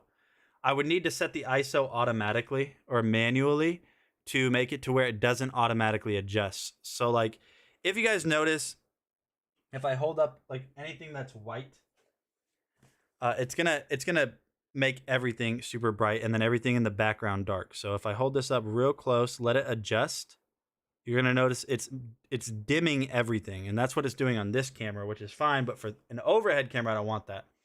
What color is your desk pad? Like a off blue, like almost. Yeah, I mean this. It doesn't really look like that. That's the thing. In person, this looks just a little bit blown out of proportion. It looks a little bit too bright. So if I go about like right here, yeah, no, this is the color. It looks a little bit more white here, but I think that's mainly because of probably our settings for white balance. Let me get it to where, okay, that is what it looks like. That's way too cool. I'm trying to find what it looks like as I look at it in person. Like this. This is what it looks like right here. But now if I do this, okay, yeah. No, this looks a lot better. This is what it looks like.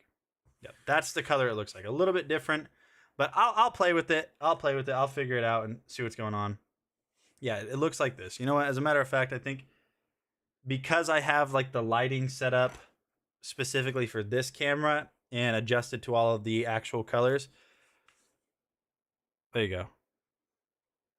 That's what it looks like.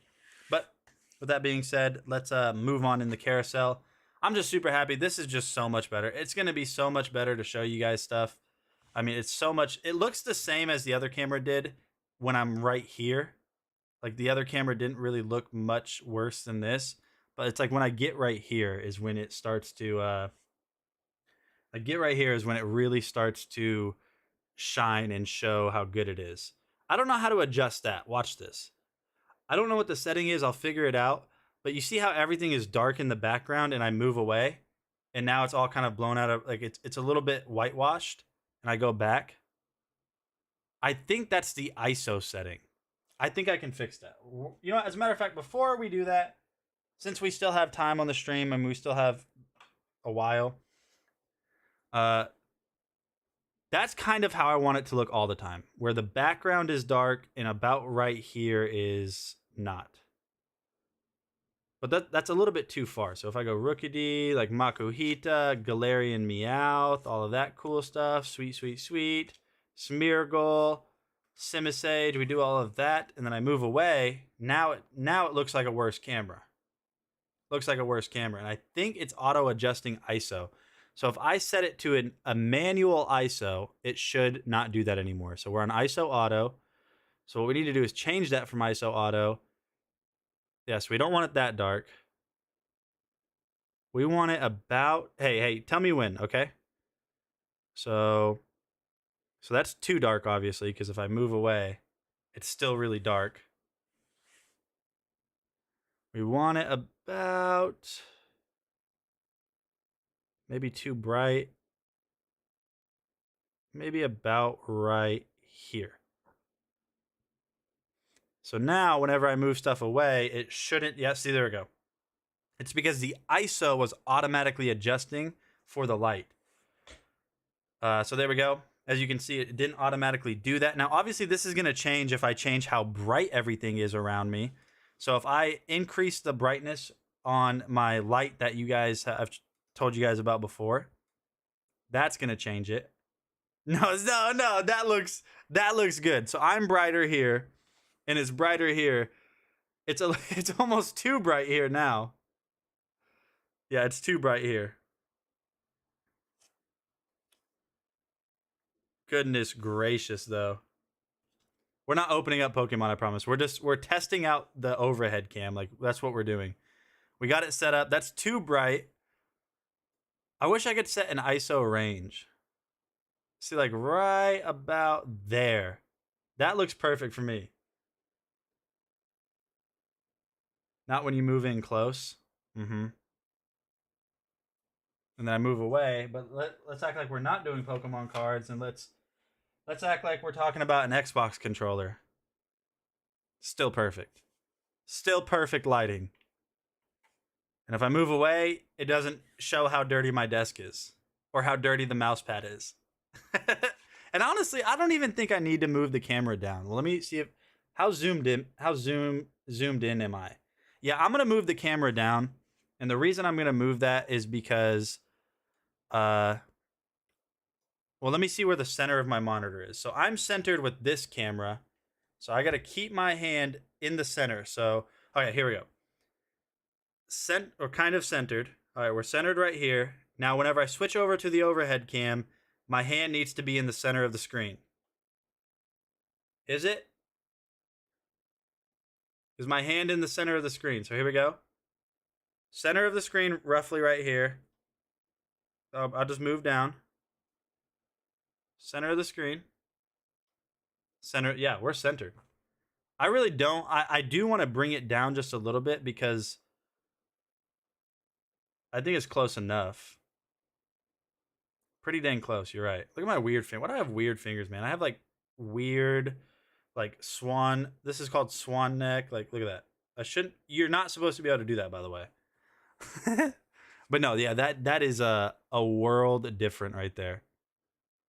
Going from this old boy right here, this old camera right here, which is not, you're very self-centered.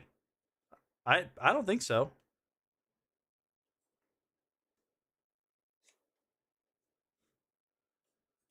I don't think so. If I am, or if I'm coming off that way, I don't mean to. Yeah, from this old camera right here. Maybe if anybody needs a webcam. Maybe I got the hookup.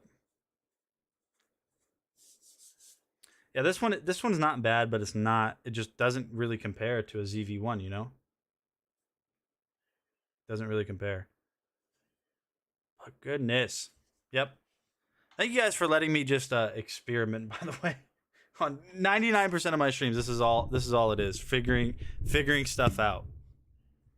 That's what it needs to be. DragonBlogger tech and figuring it the F out. That's what it needs to be. Okay.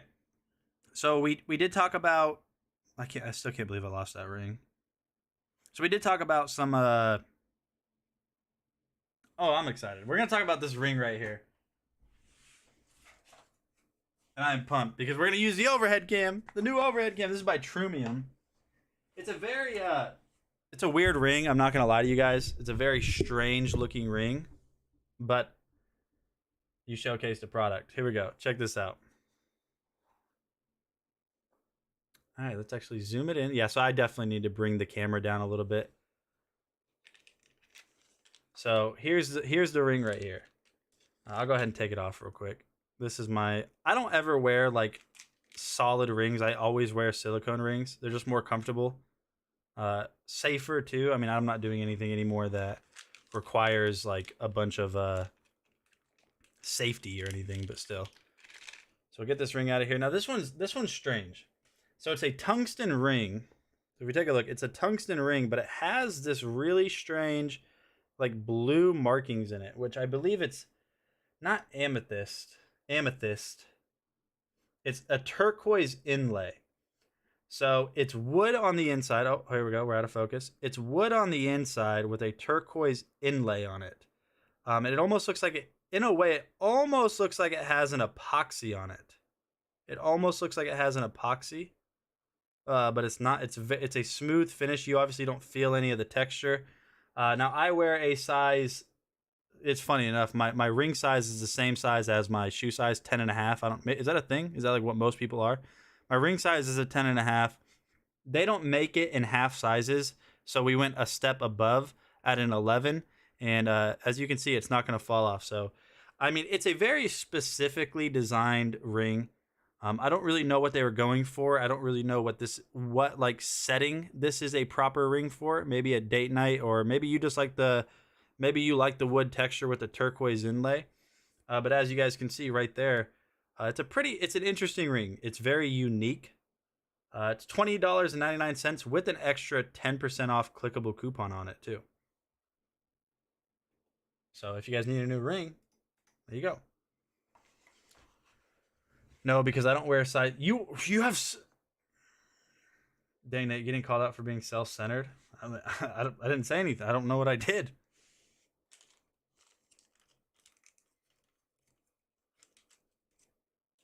I guess so, though. Now, the next one, I would show it to you guys live on hand, but I was wearing it because I really liked it. Also by Trumium. The gold one that you guys see, the next product in the carousel.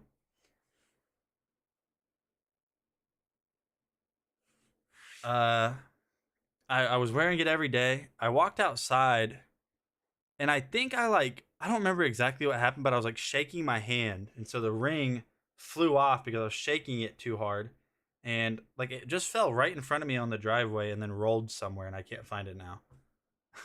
It's probably honestly still out there. It's probably like in a crack in the driveway or something. So I need to go find it. But since I can't show it to you guys live, I'll load the video up real quick.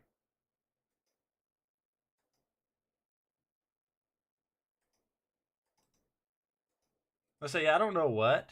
Sean Jones. Okay, you wear a shoe size. You have huge hands, don't you? You have mammoth hands. You have mammoth. Like, look at my fingers. I'm telling you guys, like, my fingers are like bones. Look, ew, dude. Ew. I don't want to talk about it. Don't make fun of it. Don't make fun of it, man. Why are they shaped like that?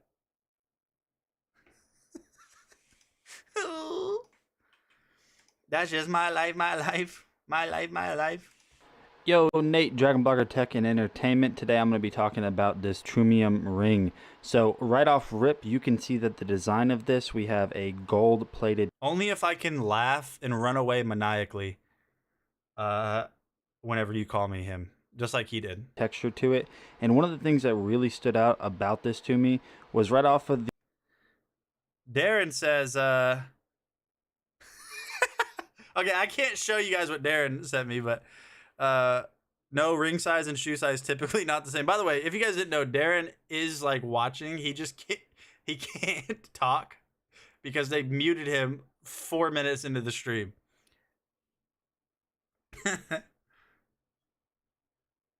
The jump, whenever I looked at this, you could see that right there you have that hammered texture design. Now, one of the things that I did want to point out to you guys about this ring is it didn't come in half size increments. So luckily I have kind of wide knuckles, so I wear a size 10.5 normally. This is a size bigger. I'd rather go a little bit bigger than too small. Obviously I don't want it to not come off, but as you guys can see right there, it's not going to fall off even though it's a size bigger. So it might actually just run a size too big overall. But this is going to be something that's really nice for me because I don't actually have a metal ring or any other ring besides silicone rings, and I honestly really like the way that this one feels. It's pretty solid. I think this is going to last a long time, so if you need a new ring, might give this one a shot. All right, so there you guys go. Something pretty cool. Something pretty cool. If you guys ever want to buy our merch, this is, oh man, I'm gonna sound so. Oh, this is weird. I've never promoted merch before. I don't like it. I don't like it. I don't want to do it. No, Dad. If you, it's so cringe. It's so cringe. Okay, we have our merch available now, though. The reason I was kind of joking about the cringe is some of our merch is actually pretty funny and pretty cool. We have it available on Amazon now, by the way. So in the carousel, if you guys have seen Nikita, you guys know he has like his slogan, like hydrate or dihydrate. He's always talking about drinking just a ton of water throughout the day. He's like a big advocate for drinking plenty of water, which I mean, everyone should. So his little slogan kind of became hydrate or dihydrate. And that was like a logo that Justin had created from an artist that creates all of our logos, and put it on a hoodie. And now we just got it approved to be on Amazon.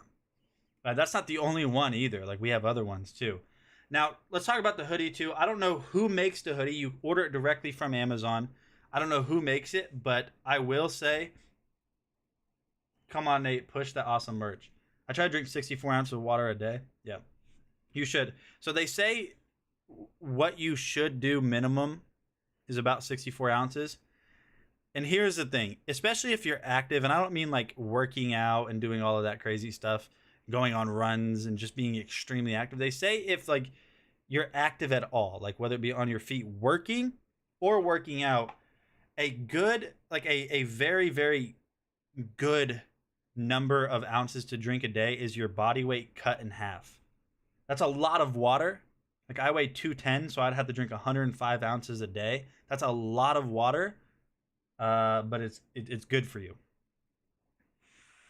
That's a lot. That's a lot of water. But yeah, so if you guys want this hoodie, it is available. It's highlighted in the carousel. I think that's pretty cool. I'm not gonna lie. I mean, I wouldn't lie about this anyways. I wear hoodies all the time. I love the way this one fits. Now, anytime I wear a hoodie, I always wear XL. I mean, that's what it is. For some reason, the way this one fits, it's just, I don't know. I like the way it fits.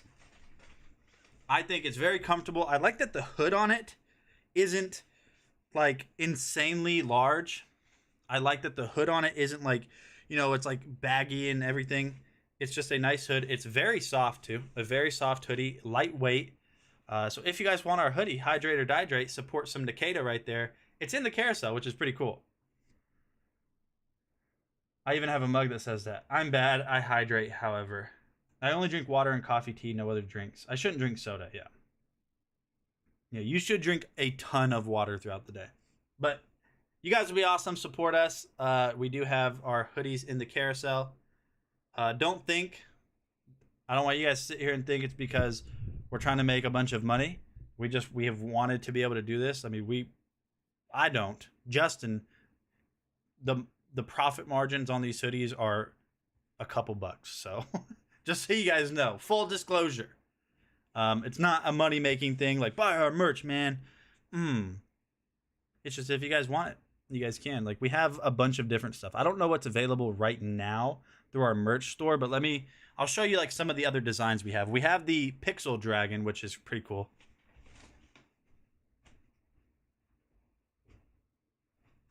So this right here is Pixel Dragon, and I really like this one. I don't know. It's cool if you're a nerd, if you're a gamer. Look at that.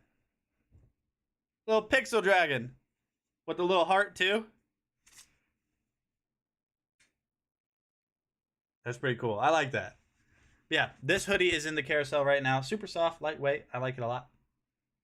I'm having a cup of Earl Grey. Look like a Mario villain. It does, like 64-bit, or not 64-bit, like 32-bit, 16-bit. It does. All right, we have a heated blanket, and we're about done with the stream already. I mean, we have like 3 or 4 more products. We're gonna talk about this Ihesiga electric heated blanket. Dang, I already put it back in the room. I don't have anything else to show you guys live. I mean, I do, but they're all in the other room, and you know, then I'd have to then I have to walk over there. You know, then I have to go there. And really, I'm gonna do that. All right, so let's load this up real quick. This heated blanket. Bada boom, bada bang. Boop, boop. Right there. Here we go. Yo, what's going on, guys? So now controlling this, like I said, going back to that earlier, is very simple. All you have to do is plug it in, and then you're going to be able to control it by this little controller right here. You're going to have 5 different heat. Hey, I don't know what Earl Grey is. I don't drink. Okay? I don't know what Earl Grey is. So somebody's got, I'm assuming it's an alcoholic drink, and I'm telling on you. And I'm telling Dad if that's what you're doing. Now, one of the nicest things about this is it heats up super quickly, but if you don't want to use the heating mode, all you have to do is unplug it, and then it just comes into this little throw blanket. So what you might be able to do is, say you're going on a long car ride and you know it's going to be cold, you could get this thing heated up, unplug it, and then have it be a little bit warm in the car while your car is warming up or something along those lines. So if you guys are looking for a nice electric heated blanket, definitely check this one out from Ihesiga. Like I said, I think it's super comfortable. I think you guys would really enjoy it. I'm Nate with DragonBlogger. See you later. So you guys go. Very nice heated blanket. I'm going to wrap up the stream. God. Okay, so I woke up, talked to the baby, waited for my wife to go to work. Her Nana got here, started watching her, came in here, did my things. No, I haven't ate anything. Oh my gosh, I'm parched, or I'm famished. I'm famished, Lord. May I have some food, Your Grace? All right, so if you guys, I don't know how to lead into this product. If you guys ever wanted to really, just punch somebody, man. You ever just wanted to do MMA? Check out these Liber Lupus MMA gloves. If you ever wanted to just, dude, check these out. All right, so there are a ton of ways. What am I looking at? What am I looking at in the video? Oh, sometimes I will look at the microphone thinking I'll look at the microphone right above the camera, and I think that's what's happening in this video. Please don't tell me I do that the entire video. Don't tell me that. All right, so there are a ton of ways to get in shape, burn some cardio, burn some fat, and that is going to be mixed martial arts and combat sports in general. So if you're looking for some new combat sports MMA gloves, Liber Lupus has got you covered. Now overall, I think these things are really well made. I haven't had any issues with them. Now I don't train MMA, I don't do anything like that in combat sports. I just know that using these types of gloves and just so I do have a lazy eye. I mean, let me see. Yeah, I think it's my left eye. The one that I'm blind in is a little bit of a lazy eye. So sometimes, let me look at some. Tell me if you guys can tell. I'm trying. I want to look too, but I can't look and also display what I'm trying to display. So it probably wasn't cross-eyed, but it probably looked like it. Overall, being in this environment of training is going to help you out tremendously if you're trying to lose weight. Now, I can't say for sure it's going to, but what I can say about these gloves is how well made they are. So we'll go ahead and slip one of these on so I can just kind of show you the appearance that you get whenever you're actually wearing these. They're pretty easy to get on, just there's a few different latches that you have to be sure not to confuse whenever you're putting these on, which is obviously exactly what I am doing right now. So all you have to do is put your hand through here. You're gonna have a little bit of a strap right here. You can kind of hold that down or just use your middle finger while you're grabbing the strap. Tighten that down, and then now you have this strap that you want to make sure is really tight, because one of the most important things when wearing gloves like this is stabilizing your wrists, especially if you've never trained boxing, MMA, never really thrown punches at a heavy bag or something. Your wrist is something that wants to be stabilized the most. If you know how to wrap your hands, then that's something you obviously want to do. Overall, these are lightweight. I mean, these feel like just very high quality gloves. I really like the Wolf branding that they have on the front. So if you're just looking to get some new gloves, regardless of whatever reason, maybe you're... I don't know why I tried to sound like... I don't know why I tried to sound like I do MMA in that video. And you know, you can hurt your wrist if you don't wrap it up, and you don't wrap the wrist. And for people that are untrained like me, wristy breaky. So I don't know what that was about. Yeah, I don't know why I wasn't looking at the camera. Sometimes if I have like the microphone right above the camera, I'll look at the microphone while I'm talking like this. Wouldn't that drive you? Start doing that to people, by the way. Whenever you're talking to them, just look at their forehead. So it looks, you're looking in their direction, you're looking at their face, but you're not making eye contact. So you're doing this right here. It'll drive them crazy. Do you use them to pick strawberries? My weird fingers? I should.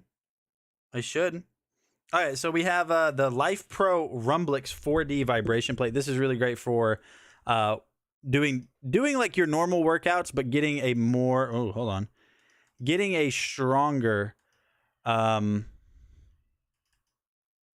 don't know how to explain it. Getting a stronger how would you say that? A stronger burn, I guess you could say. A deeper burn. So I'm going to go ahead and load this up real quick so we can take a look at it. Baby, you give me ice and fun, giving me wind and rain. Get the big boy anchor speaker and hold it while on the vibration plate. No, thank you. That thing's heavy. It's like 18 pounds. That's a heavy Bluetooth speaker, man. You want me out here doing that? I always load the wrong video the first time. Every single time I try to show this. Every single time. And don't make fun of the thumbnail unless you want to. And in which case, I'll make fun of it with you. No, I don't know. I don't know if I can. I don't know anymore. Baby's very sad. She is crying. Because Mama got home and she hears her voice. 45 seconds, let's go. Come on. It already burns so bad. I'm not kidding you. This is so much worse than a normal squat. All right here, down my leg, it burns so bad. We're at 20 seconds. Please, Lord, help me. Help me. Help. I'm tough. I'm strong. Girls like me. Ugh. It burns so much worse than a normal squat. I'm not kidding you. It is terrible. That is so bad. It burns so bad. Come on. I'm done. There we go, guys. We have one more product, but that Life Pro Rumblix 4D Pro vibration plate is the real deal. The real deal. We have one more product, which is the Fit King full leg massager. Maybe you give me ice and fire, and you giving me wind and rain. Hey, we had a successful stream, though. We got the new camera set up. I'm pumped for that. Now, all of my terrible Pokemon polls can be in Ultra 4K HD crystal clear Dolby Vision.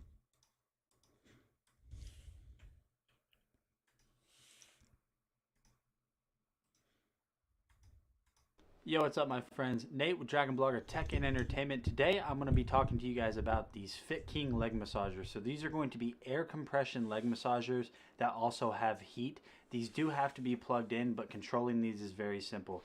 So just the overall design of these is very straightforward and very simple. All you have to do is unzip it. You're going to put it over your leg, just like I have here, and zip it back up. It even has a little knee pad in here too, so whenever this is inflating, it's not pushing down on your kneecap too hard. So this is the controller that is going to come with it. This is very straightforward and very simple. All you have to do is plug in these cables into the controller, and then the controller needs to be plugged into power. And you can see that right there you have your mode selector, intensity, your power button, as well as your heat. So to get this activated, we're going to go ahead and press that power button, and then you are going to notice that right there you have all of the different controls in a little nice display that shows you everything that's going on in the system currently. So I just turned it on. I'm not going to mess with the settings, and immediately, just as soon as it went on, what it's doing now is it's kind of doing a compression fit around my legs right now. There's different modes where you could have it do it just around your calves, or you could have it just around your feet, or vice versa. So this is going to be something that I think is really good for people that have been on their feet all day. You know, maybe you work a trade job, something along those lines. What this is going to do is just help your legs relax at the end of a long day. So if you're looking for a good way to just kind of maybe alleviate some of those aches and pains, Fit King has got you covered with this leg massager set. Okie dokie. Look, we got through it. We got through it. I don't know how. It was a good stream, but I'm hungry. I miss my daughter. I'm going to go get some food. If you guys have any questions about any of the products in the carousel today, we talked about the Sony ZV-1. We talked about workout equipment. We talked about a whole bunch of stuff. We got the new Sony ZV-1 set up. It's just so much better. I'm so excited. Oh, I'm so excited, guys. Yeah, now maybe I don't even care about doing a whole new desk setup thing. Now maybe I don't. I don't know, though. But with that being said, that's it for the stream. I appreciate all of you guys. Every day. You guys, we've been here a long time, right? You guys have been hanging out with me for a long time. Yeah, Evan's been around for a long time. She might be the OG hanging out around here, honestly. Evans, thank you for stopping by. Sean, Bud, Travel Diva was here earlier. Sam Kohler, JH, Cool Shopper, Mama Siren, Darren B, Diane Ward. Who else? Sean Jones. Last but also least, Sean Jones. We got who am I missing? Maddie Melliot earlier started following. Thank you so much for following. Jacob Andrew Roof, Briley Parker himself. Who else? I think that's about it. I think Delbert PA was here. We had Delbert. We did have Meatface way earlier. He was here for like 2 minutes, and that was it. But hey, listen, guys. I'll see you guys again tomorrow. Don't forget to be weird. Peace out, guys. Love you.